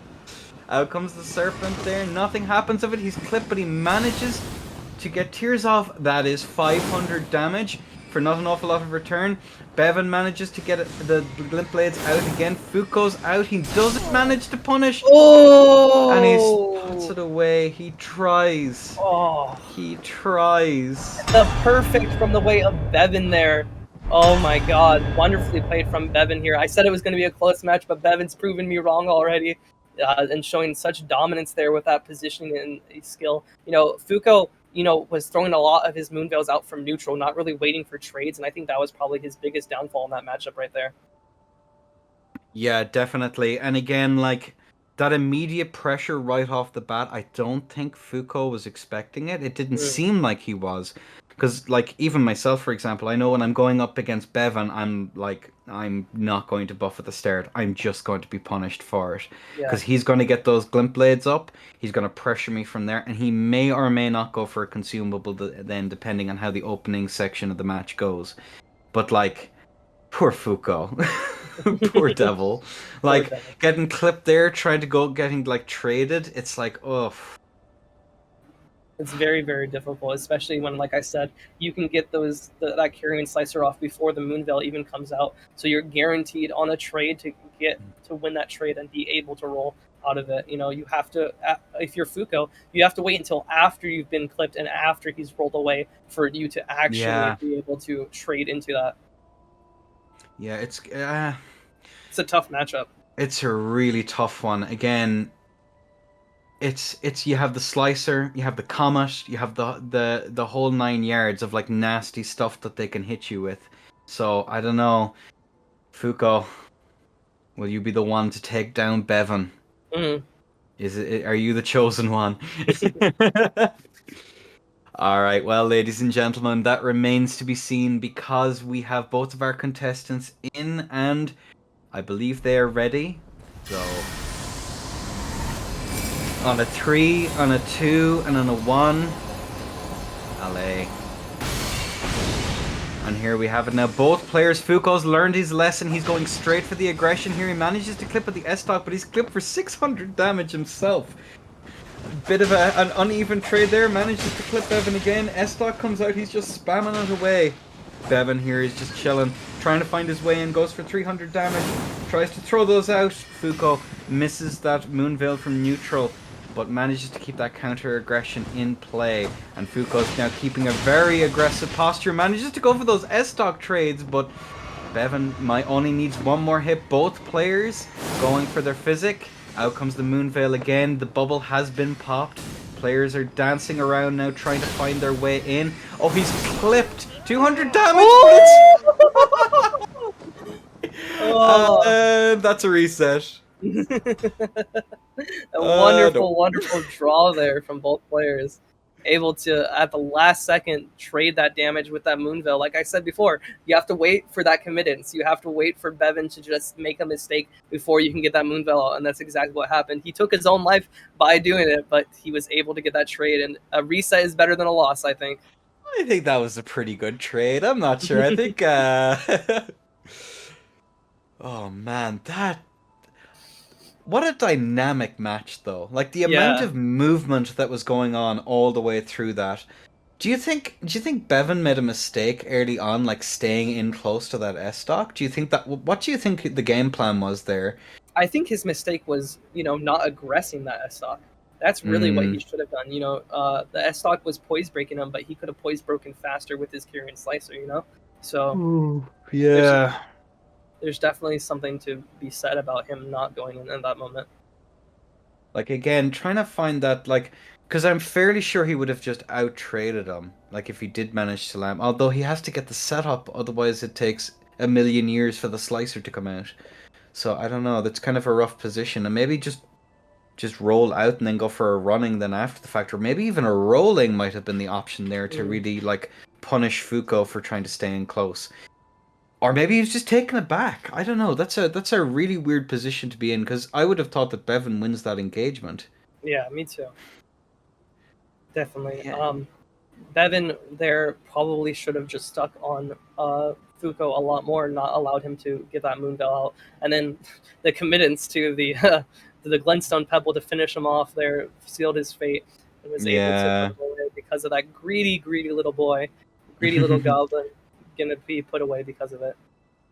Yeah, it's an interesting one. I mean, the expectation is the other person is going to roll, right? Let's Yeah. not like if you're in that kind of a position and you see someone like very low and you're winding up for something.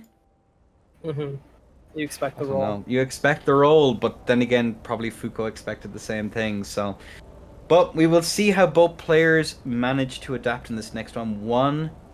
1-0 to Bevan so far, and now I think we are ready to go, ladies and gentlemen. On a 3, on a 2, on a 1. Allez. There we have it. Both players here taking an aggressive posture right off the bat. Fuko goes for Moonveil, manages to get clipped by some of those glint blades, but out of man, that was interesting. Teleport no jutsu.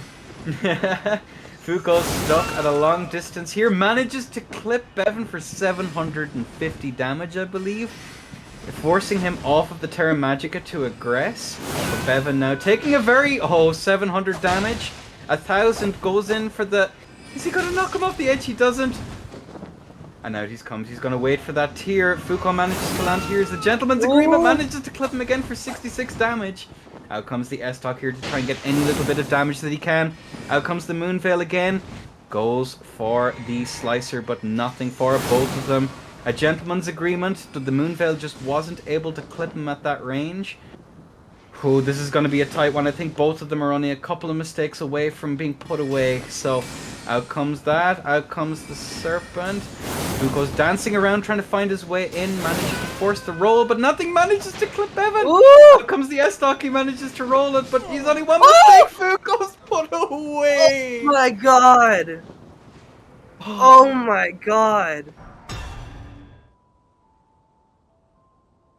I'm speechless. I'm gonna need a moment. Good day. That was insane. The closeness of that match. Fuko was trying to aggress there at the end with that S-Stock, but was just slicered by by Bevan there at the end. To Bevan. Yeah. Very narrow match from perfect to that close of a match. Fuko is definitely earning his keep in this matchup right now after that that reset from that tie before. That was so close from on Fuko's end. Oh, you're gonna drive me to drinking, lads. Keep these matches a little less close, come on. Just like the play there from both of them finding their opportunities to actually get their blue as well was like really smart, because you'll notice it was like choreography or a Gentleman's Agreement, you know. It's like, okay, it's time for me to take the blue here real quick, I think. And both of them were pretty much the same time needing it, so oh man, this is like I'm sorry, I'm still recovering. Oh my god. Fuko did such a good job at the start too, aggressing on Bevan, putting Bevan at such low health. I think one of the ways in which Fuko kind of, you know, threw that match out in the water was he chose to drink his physic, giving time for Bevan to also drink his physic. Yeah. You know, he was at low health, but he could have also just aggressed with his S-Stock and beaten him there at the end because he was on the edge and right next to a corner. You know, there wasn't really anywhere that he could go, and the S-Stock pokes would have probably caught up with him eventually because he had to roll into him to get away from those S-Stock pokes. Yeah, and again, I can't help but wonder what happened there at the end. Like, Fuko was in a perfect position to put him away with just one more hit. He could have even forced a draw. Yeah. But and in the end, it was all for naught. It's like, oh my word. Like, I'm beyond words. That was such a close match and so well played by both of them. But in this game, a 2 makes fewer mistakes, and remains to be seen who's going to make fewer mistakes in this round. Because, ladies and gentlemen, I'm ready. Good day, are you prepared? Just a bit. Well, here we have it, ladies and gentlemen, on a 3, on a 2, and on a 1. Allez. And here we're seeing a very similar setup to both of them. Bevan going for the glint blade, and Fuko sitting here at a very long distance manages to clip for 700 damage. I'm getting a bit of deja vu here. Fuko staying aside here, kind of maybe trying to bait out the Slicer from a middle distance here. Or he doesn't have any need to force him off the Terra Magica. Manages to land 200 damage there. Was that a miscast there on the side of Bevan? I'm not so sure. But either way, this is going to be quite the round, because he's now forcing Bevan to aggress. Out comes the S-Stock here to try and get something. Out comes... Oh, he's clipped for 300 damage from the Slicer. both players playing really careful with this one. The surprise Moonveil from distance. Fuko is in a bit of a pickle here. He is very low. Manages to go for clipped again, but manages to get his bubble out. Tears should be up shortly. He needs to be hit only once more. Fuko dancing here at the long distance, trying to get rid of that bubble. Oh, if I'm in Fuko's shoes right now, I'm going to be very, very worried. He needs to land at least one weapon art here to at least even it out. And at least force out the tears, and out it comes. He's hit by it. Out comes the weapon art, and Fuko's very, very low.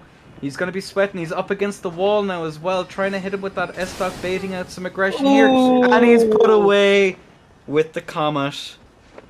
Oh, man. Insane pressure there from the way of Bevan, able to just keep Fuko on the back foot for so much of the match. You know, he was just in his Terra Magica spamming spells again and again, refreshing his spells, refreshing his mana over and over again, and Fuko couldn't aggress at all. He was took so far away. You know, the only real way that you aggress there in that situation is if you're able to, you know, put the pressure onto the other opponent somehow through your weapon or something like that, but it doesn't seem like he was able to do that.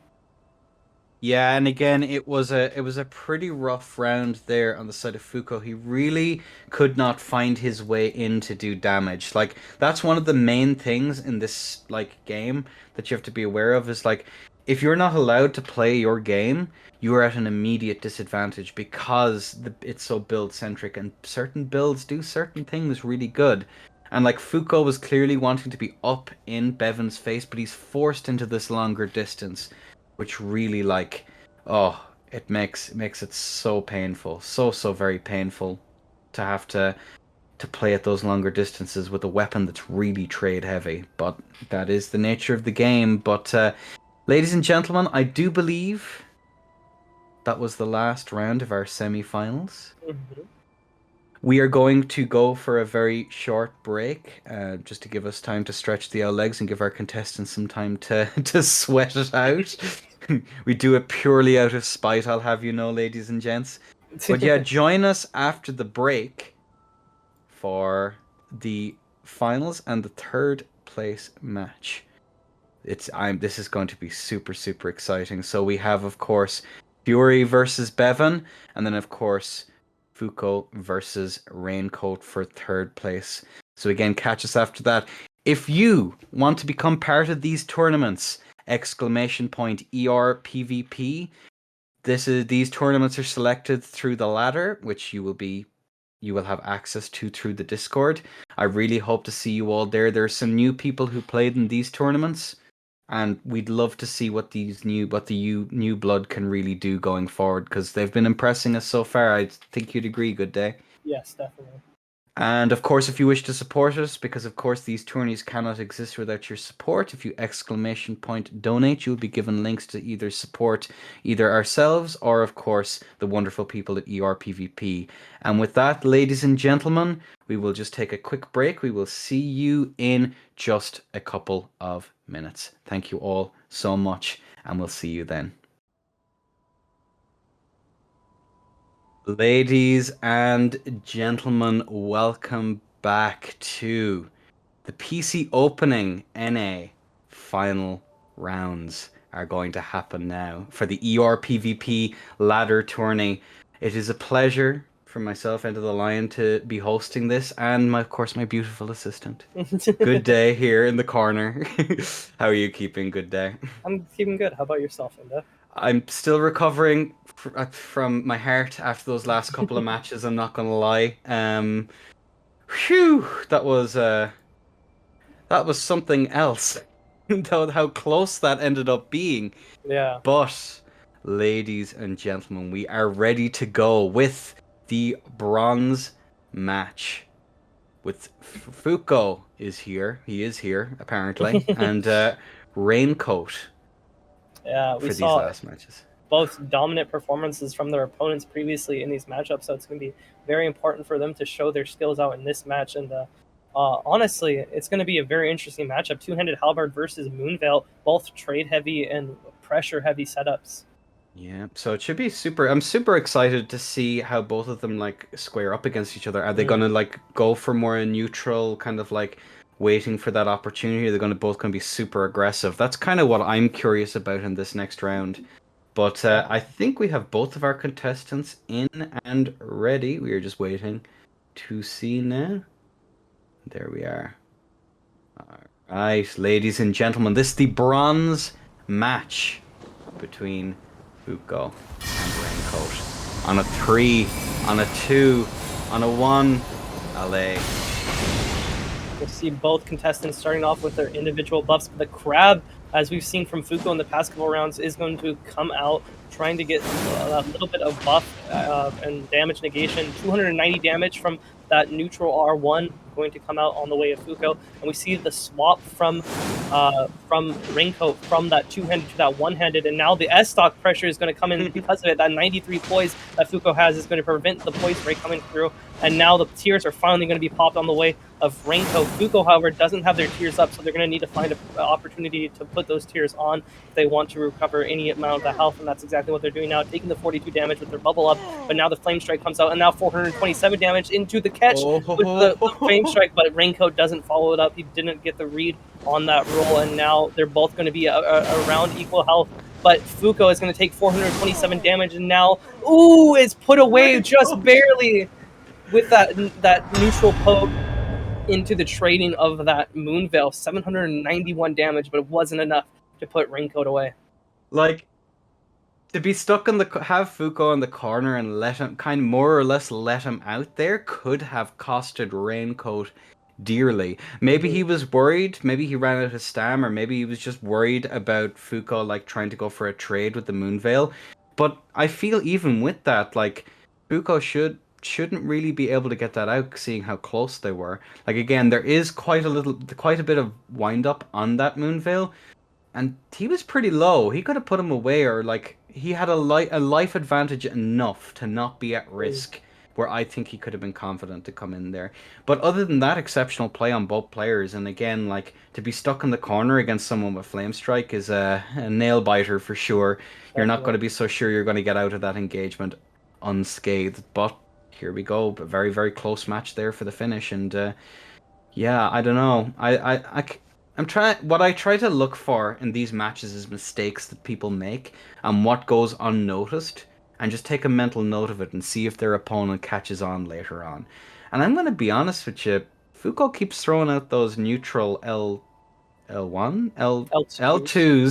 R1, I think. Okay, Yeah. let's L2R. from neutral, and they're not really giving him all that much utility. They're not giving him space. In fact, they're giving the opposite. They're giving an opportunity for Raincoat to really apply pressure after the fact. Yeah, So I don't know. It's a rough one. What do you think about all of this, Good Day? I think if Fuko wants to win here, he's going to have to play a lot more patient than he's been playing. Definitely, he's very aggressive, and maybe even just using his S stock to his advantage more so than his Moonveil. His Moonveil is more about his trading option, whereas his S stock is going to be his get in option. I think is what he needs to realize here in this matchup, and make sure that he's able to use his S stock to that capability. And again, I'm going to be super curious as to how Fuko is going to adapt to this one, because it's going to be a rough one. It's going to be a real rough one, but it remains to be seen how it's all going to pan out. So I think I'm ready on my end. Good Day. I'm ready on mine. Round 2 of this bronze match for third place. On a 3, on a 2, and a 1. Allez, gents. Alright, we'll see both contestants starting out with their buffs. Once again, the Crab and the Physic. Fuko opting to use his Physic later in the match and waiting for the roll. Is able to get the roll catch for 980 damage and follows up with the R1. Is able to get so much damage on that. And now the S-Stock pokes are going to come through on the way of Fuko. Like I said before, playing with those S-Stock pokes is exactly what you need to do here. Maybe now playing for the Moonveil to try and get him through the tiers and make sure that he can get out through that. But now going to come back with that Halberd poke, and Raincoat's not going to allow Fuko to just get him perfect. And now the clips, again and again and again, this vortex that Raincoat has set up is going to be devastating to Fuko. Fuko is trying to get away to use their Physic, but Raincoat isn't going to give them all that much space, is instead just going to keep being aggressive and aggressively spacing Fuko away. Fuko is going to try again to run away and make some space, but he's in the corner. He doesn't have much life left. If he's clipped by this, it will be the end. But no, he's able to run away. They're both close, but we still have the tears on the way of Fuko, and there we see it coming out. And now the Flame Strike will come through and burn him down! Oh no.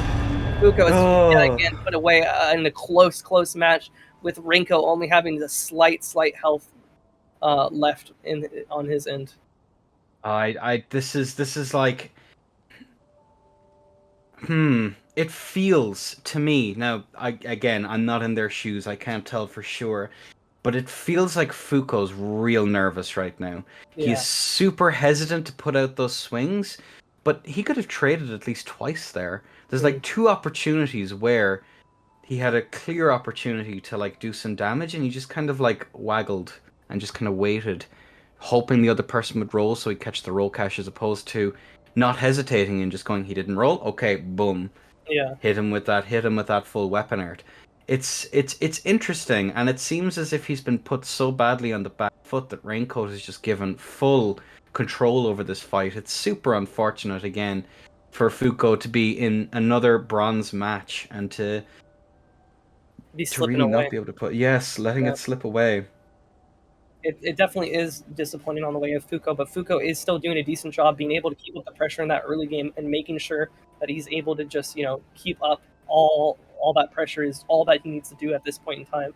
But it remains to be seen if he's going to be capable of doing that, because we've seen Renko at a sliver of health every time this match has ended, but he's been able to bring it back because Fuko just lets it slip away at the end.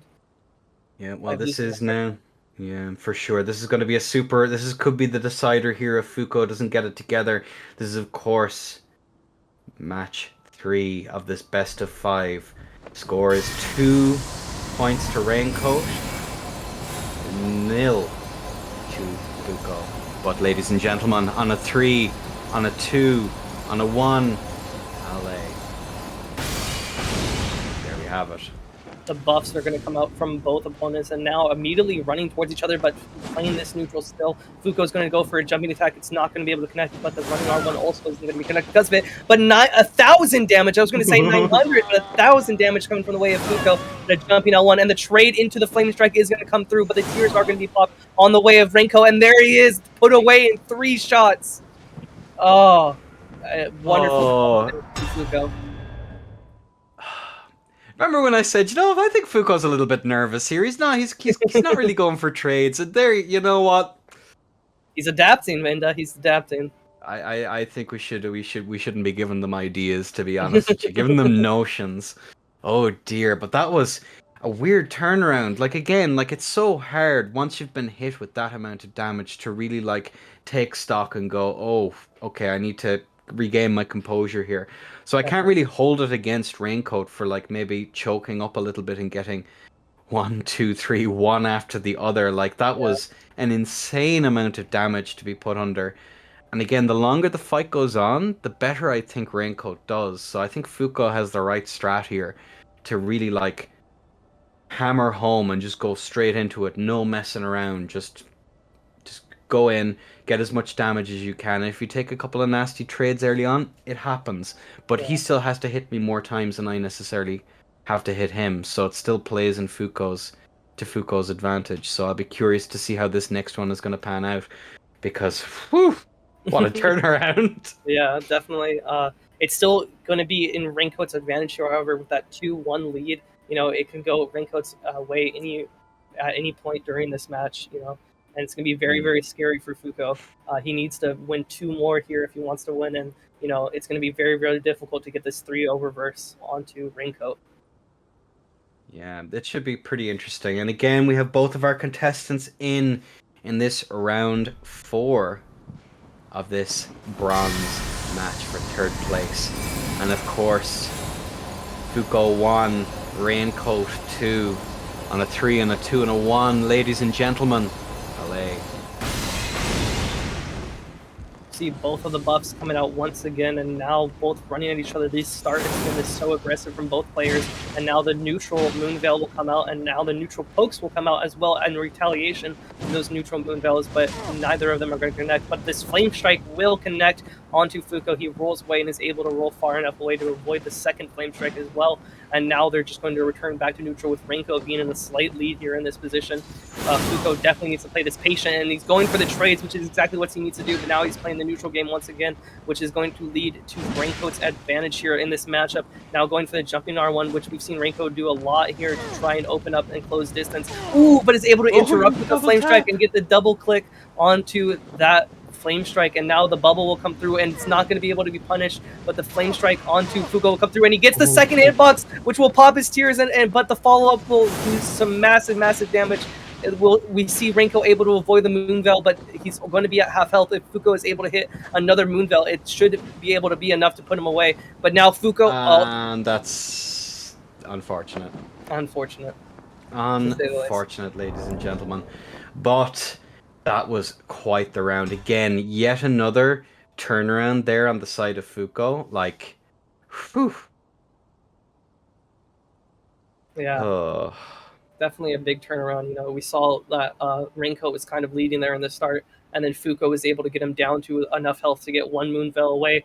But there at the end, the unfortunate DC wasn't able to let us conclude that match, so we're going to have to do another restart of this match and see what is going to be able to happen here. You know, I was really rooting for Renko there at the end because he had done so good at that start of the match. Yeah, but for sure. Fuko was definitely able to bring it back and almost put it into his favor there. Unfortunately, the DC does come through. Interestingly enough, Renko did switch to the one-handed halberd for a little bit there. I wonder if that was because he was swapping Ashes of War, or what caused him to switch to the one-handed halberd there in that situation. From my personal experience, going on the one-handed halberd, I find that it's slightly better for those roll catches, to be perfectly honest with you.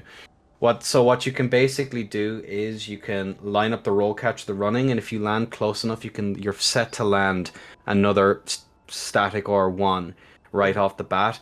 Or you can be super clever, land the S-stock hit, and then follow up with the R1, because the other person is forced to roll on that. It catches more often than not.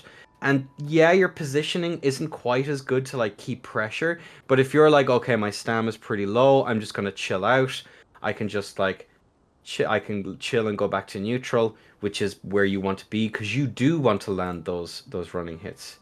Yeah, definitely. You know, the real question is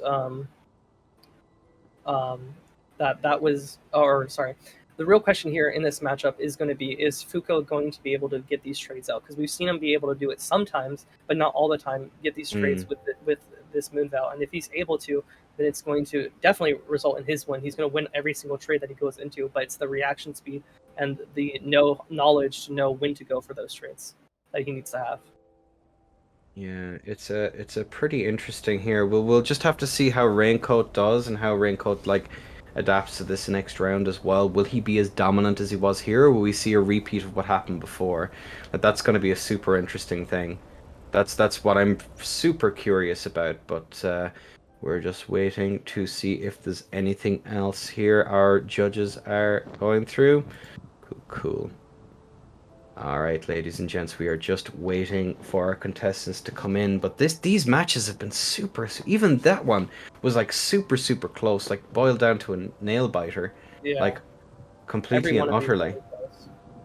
Every single one of these has been very close, and almost I would say the closest matches that we've had so far, definitely, with how low the health has been. You know, the only other one that was this close was probably the Bevan versus Fuko fights that resulted in a lot of ties as well. I think that's a decent quirk of the Moonveil, is that you know, it's trade heavy, so a lot of ties will come out through it, you know. Yeah, and again, like if you miscalculate as well, that can work against you, because if there's a life differential and you are lower than you thought you were, like that's another thing. It's not only like your mana bar you have to be aware of, it's not only your stamina bar you have to be aware of, now it's also your health bar, all three of them, to make sure that you're in a position that's advantageous. But ladies and gentlemen, We are ready for this next round. Foucault versus Raincoat. The score is, of course, 2-1 to the side of Raincoat. Ladies and gentlemen, on a 3, on a 2, on a 1. Allez. Kaboom. We'll see the buffs come out for the 4th time now, and the Moonveil will come through and try to get that from the neutral, but the R1 from the jumping position is actually going to come out, and now the S-Stock going to do some decent damage against Foucault here, and now the trade into the Moonveil is going to come through, but Renko is doing an excellent job of keeping up the pressure with the Flame Strike, but now is going to get traded into with that Moonveil out of the Flame Strike and absolutely demolishes his health bar all the way from half to 0 there. Wonderful example of how powerful that Moonveil is going to be on the trade. Now setting the matchup to 2-2. It's anybody's game here now. Oh, match point, ladies and gentlemen. Oh, don't do this to me, guys, not again. Tenor says they tie again. I'm putting money on it. Okay, a tenor. Oh no, don't do this. If they tie again, I will be very surprised. I will be very surprised. I'll take that bet. You're gonna take it? Yeah.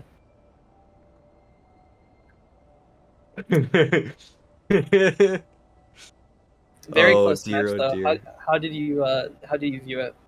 What I have to say is like what we see here is like Foucault not getting spooked and really like committing to those trades. Like even if it doesn't work out the first time, it doesn't seem to it doesn't phase him anymore. What we found in the first round is he was overly cautious, and now he's thrown that caution to the wind. Now he's like, you know what?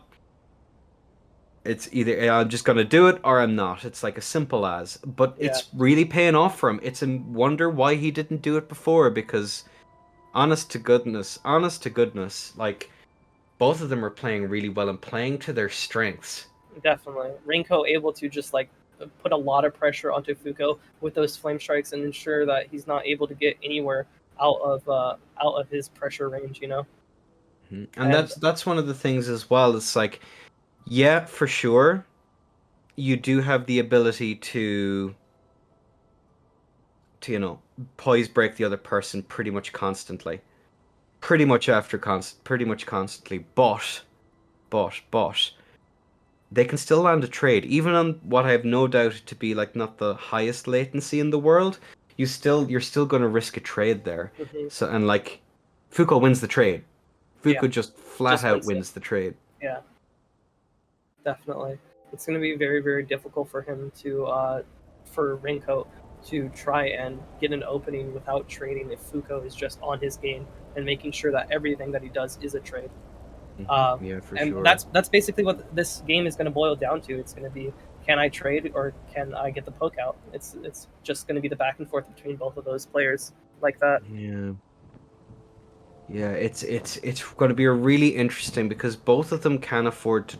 Well, would you consider like Halberd like a trade heavy setup? Not really. It seems to be more of a neutral game setup that like wins with like, you know, through outspacing your opponent, especially given that you can interrupt so much. That's like more or less like the plan. But I'll be really curious to see now how Renko, given the other person's going to be so over the moon, delighted one might say, to want to trade into him. Like how's he really going to adapt? Like we've seen so far, it's pretty hit or miss whether or not he's able to do it. Like honest to goodness, that's pretty troubling. Definitely, it's a risk every time he does an R1 or a flame strike. He has to ask himself, okay, is this going to land? Is he going to trade into me? If yes, then I need to make sure that I'm mixing up what I'm doing to ensure that he's late on his timing and I can roll it. And if he's not able to do that, he's going to get caught out in the open with his pants down and going to get pushed away. Are you seeing what I'm seeing, Good Day? I am, I think. Do we want to spoil them, or I think we'll leave it. I think we'll leave it. Yeah. Interesting. We seem to be having some technical difficulties, ladies and gentlemen. Do not fear. Our opponents will be here shortly, but I think we'll take a break from talking about this round and let the players speak for themselves on this one. Yeah, This next match, dude. it's going to be very fearsome. These are my two favorites coming into the tournament, so it's going to be a close one to say the least. Is what I'm expecting. Fury X versus Bevan, two insanely good players here out in the open. Bevan, Very impressive. Very impressive. Bevan having an undisputed lead over every enemy that he's had so far, while Fury X dropped one round to Melee earlier in the tournament. So a little bit slight point round advantage in the way of Bevan, but experience advantage in the way of Fury X there, having so many tournaments under his belt and so much experience, especially after we saw Bevan lose against Melee in a previous tournament offline, So there's definitely some fear there. If Fury X is able to beat someone who beat you, what does that mean about you? Yeah, exactly. It's gonna be a pretty interesting round. And again, the finals will be after this round. This is, of course, the third round, ladies and gentlemen. And we are still waiting to see that all is above board. Just waiting now. But I can't pick a favorite out of this one, to be honest with you. Fury, of course, met Bevan very early on in the test tourney we did, which was, of course, international, and Fury managed to take it away. But Bevan's improved even since then. I can confirm that beyond any shadow of a doubt. Like he's continuing to climb, continuing to do exceptionally well, not only on the ladder but also outside of the ladder in other tourneys. So, this is going to be an interesting one. And here we go, ladies and gentlemen. But finish the thought. Well, I was going to say definitely Bevan is going to have an improvement, especially after the counters to Mage, like Great Spears and Gugs have been banned, So there's going to be a very interesting fight and rematch between Fury X and Bevan in this matchup. Well, anyway, we will move back to this current match. We, of course, have the wonderful Fuko versus the amazing Raincoat, ladies and gentlemen. And on a 3, on a 2, on a 1. Allez, gents. Both going to start off with their buffs again, just respecting each other, not trying to go for any kind of punish on the way of Fuko there. Just going to try and play this neutrally. And now back with the same opener that we've seen again and again, that neutral Moonveil into the double poke coming from him. And now the roll is going to be a little bit in the favor of Raincoat there, but Fuko is going to be able to trade into him once again with 290 damage and gets away for free because of it. Now Fuko, all he needs to do is land a couple of S-Stock pokes, like I was about to say, and then a Moonveil into him. If he's able to land this next Moonveil, it should put him away and lead for the victory of Fuko. Raincoat right now needs to put some pressure onto him and does it by jumping over his Moonveil and trying to get in, but he's not able to get in fully, and now the drink needs to come through on the way of Fuko, but it's not going to be a drink that takes too long enough, and he gets interrupted and then caught by the Flame Strike, and now we're going to see the back and forth back to neutral, and the sip of the physic is going to come through. The bubble is still up, and now we're going to see the R1 coming from the way of Fuko. All he needs is one weapon art, and it will be finished for Raincoat here. Raincoat is playing ultra safe here, only going for guaranteed bangs, but the roll is caught, and he is put away very narrowly. Oh my god. That was such a good roll catch on the way of Fuko. Fuko takes third place, ladies and gentlemen. Oh my god. That was like, talk about a nail biter all the way through that round. That was an exceptional fight on both of their plays. There was a back and forth, both of them with, I would say like pretty reactable weapons ultimately at the end of the day. So it's all in the mind games and how you're actually able to find a way to actually go in and deal your damage. And oh my word, that was like, I'm okay. Am I gonna be honest with you, Good Day? Do you want me to be honest? Do you want a moment of honesty? Yeah, let's get some honesty up in here. When I seen Fuko in the corner, I'm like, it's over. He's gonna get flame struck. That's how it's gonna be, unfortunately. That's just how it be. And he surprised me, and Fuko takes it. He takes third place, securing his spot with I believe it's 25 buckaroos. 25 buckaroos. Go And that buy is himself a exactly what it Subway is. sandwich. Uh, Oh man, but no, honest to goodness, like Foucault played really, really solidly there, and of course, Raincoat as well was very dominant in the earlier parts of this Definitely. game, and like really, really did solidly as well. I cannot distract enough from how well both of those players in pretty weird circumstances. Like, yeah, it was pretty rough, hmm but they were yeah, both in a position where they were basically a couple of mistakes away from being put away, but they were able to take it back now and make sure that they're going to. The Fury, or not Fury, Fuko was able to make sure that he's going to take that third place just barely away from Renko. And now we're going to move on to Fury X versus Baevin, which is my two personal favorites coming into this match. And we'll see how this is able to play out. deep breaths, okay. Deep Oh, this is going to be exceptional. I don't think I need to beat around the bush on this one. This is going to be an exceptional match on the side of both participants again. Bevan, probably one of the best mages that we've seen in the game so far. I'll be blue in the face saying it. And of Mm. course, Fury, probably one of the best Souls players, I think, perhaps of all time.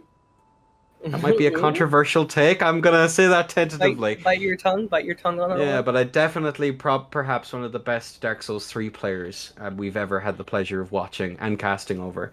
And I still get palpitations thinking about that one tournament final that I had the pleasure of casting. So let's see if both of these guys get to do it again. All right, ladies and gentlemen. On a 3, on a 2, on a 1, allez. All right, we have both of our players here taking aggressive posture. Fury knows what's coming. He knows that the pokes from the very beginning are going to be a thing. Terra Magica comes out. Fury has been clipped a couple of times by these pebbles. Manages to dodge all of this. Goes in for the trade. Gets Ooh. 1,000 damage right off the bat. He's just looking at him going, The sleep. and the Trinus puts him to sleep and puts him away. Oh my god, the decision to go for Trinas there is so smart because mage typically, they have to run away. There's never a time to really bolus because they're so preoccupied with getting their spells up and making sure their spells are up and their mana is being managed. And then the sleep proc is just going to tick away slowly and slowly, especially when you have those jumping L1s to connect that damage and that sleep onto them. It's going to be very, very hard for you to get rid of that sleep if you are or if you are Bevan there in that situation. Like, in all fairness to Bevan, I don't think he's gone up against someone so far in this tourney who's been so aggressive right off the bat. Yeah. And, like, you'll notice as well, like, one of the things you have to keep in mind is that, the amount of aggression that you can put out against Bevan is very limited because, to be honest with you, if he hits you, he's going to hit like a truck. Now add someone with really, really solid reaction times on top of it and a solid game plan on top of it. Like, it's going to be absolutely brutal. Like, Fury is terrifying when they're aggressing on you that much. Yeah. Because again, a curved sword player from DS3 is transitioning that into an incredibly aggressive game now of Elden Ring. It's, oh my word, like that was brutal, and I don't think Bevan was expecting it, and that's one of the things you have to expect at this high level. Mhm. Like, honest to goodness, like, whew, Definitely. rough. That aggressive playstyle, and then the sneaky switch to Trinas. We saw the straight swords earlier, but now seeing those Trinas come out to get that status pressure as well is going to mean that Bevan, I was almost going to say Fuko, is going to need to switch up his rings or switch up his physic to try and counteract that kind of playstyle, especially with those Trinas. You're going to want to switch up either your armor, your rings, or your physic to ensure that you have some status resistance to that that sleep proc. Yeah, exactly. And again, like I think Bevan has a really solid. There we have. You'll see in a moment, ladies and gentlemen. Bevan's really under an awful lot of pressure here to do well, and it remains to be seen if he's able to come up with a strat to beat Fury. And We move on to the next round then, ladies and gentlemen. On a 3, on a 2, on a 1. LA, ladies and gentlemen. There we have it. The bolt is out, and we have Bevan taking his aggressive posture. Fury right off the bat with that aggression, much more so than before. Really staying on top. Bevan going for those trades. Bevan has to be super careful here, otherwise he's going to get slept, and that's not going to be a position he'll want to be in. He's incredibly low here. Fury is not messing around for this finals match. He is not willing to take the chance of getting clipped by something else. Bevan off the edgy goals. Our first one! Oh my Send god. him home, ladies and gentlemen. Oh my He's word. home there. Oh my god, our first No. cliff fall in the finals. In the finals. Whew. Very, very wonderful to see. I'm sorry, but whew, what did you think about that? I don't think it happened. I had enough time to take all of that in, to be honest with you. Pressure was too great onto Bevan. I think the bolus was needed from Bevan, and so he was trying to back up, trying to bolus, and just forgot about the edge behind him, and so just slipped right off because of that. But one of the things is that Fury was doing a great job at aggressing there at the start, but he was actually taking a lot of damage. The health bars were about even. The only thing that Fury really had on Bevan there at the end was that sleep pressure, and Yeah. if there was no sleep there, then it definitely would have meant that Bevan was going to be in the lead there with that dagger-like attack and that ability to trade into him freely, But Yeah. because of that sleep pressure and that status pressure that we were talking about before, it's just going to be so insane onto him and allow him to put so much pressure onto the other opponent, and so much of pressure that they end up killing themselves than you actually killing them. Yeah, and again, you have to be super careful with that. When you think of it like this, again, people always forget it, and people have been, oh man, it triggered me in DS3, it triggers me here. Status is pressure. Status gives you pressure, and you can if you use it with that in mind, you can be incredibly dangerous. We saw it in that last round. We seen it in that last round. Like, Fury's able to do an incredible amount of work with the threat, because if Bevan gets slept, it doesn't matter how much he trades, it's all over. Fury knows it, Bevan knows it, and Fury is using that to full effect. So, again, it doesn't matter if it does damage, it doesn't matter how much it is. But anyway, ladies and gentlemen, I am zen right now, okay? I'm prepared mentally, physically, spiritually. Are you okay there are you okay? I'm okay, I swear. Alright, on a 3, on a 2, and a 1, ladies and gentlemen. LA. And there we have it. We have Bevan going out for the usual. Out it comes. He's really going for that Terra Magica, hoping that it does work. Comet comes out, not getting much out of it. Both players here going for the buff. And again, waiting here. Fury manages to not get that, but Bevan's really on the back foot here. Bevan has to be super careful. Clipped with the slicer. Fury has to be careful on those advances. And he nearly gets clipped by a Comet, nearly gets clipped by another one, but he manages to roll it. The reactions off of this man are truly incredible. It's almost as if he predicted it. Bevan is clipped, but the bubble manages to take it. Bevan has to be super careful. I can only imagine that he's really low here. Oh, Fury's keeping it in, dancing in and out of distance constantly, trying to find the space, now aggressively spacing, trying to prevent Bevan from getting the bolus here, but Fury keeps on top of him. Fury is not letting up, and I think Bevan may be very low. Ooh! Manages to land it, and he slapped. Oh, the sleep, putting him away. HP Oh, has to be. Fury, before you go over, I must know how much HP? how much HP. And that's round. That's it. Yeah. Fury insane. takes the round 1. The first tourneys in the ER PvP proper goes to the amazing, the incredible, the matchless, the peerless Fury. taking the full prize, taking it all home. Oh, Definitely. oh my God! Good day. I'm lost for words right now. That was an How insane close. matchup. Yeah, it was an insanely close last match. You know, Bevan played out of his mind at the start, but Fury was able to take it back in the end. And then that sleep, that was so sad to see on the part of Bevan. You know, you were so close to finishing out Fury and getting down there, but now you're put away. Oh my God! What a match to be remembered. That was. What was? I'm still waiting to hear from Fury. I'm committing a cardinal sin right now and reading chat. It was a bowl best of 5, ladies and gentlemen. That was what a round to finish on. An absolute nail biter. Fury 3, Bevan 0. Unfortunately. Oh, I'm still waiting to see. I'm not going anywhere till you post Fury, it. you gotta tell us. You gotta tell us. We know you play Tekken, but what else? What else? uh, But what was any your more experience? thoughts? Any more thoughts to close this one out? Good day. Honestly, I thought Mage was going to be unbeatable in this matchup. I thought Bevan was going to take it. You know, he showed so much potential and so much pressure, that godlike damage, as I mentioned before.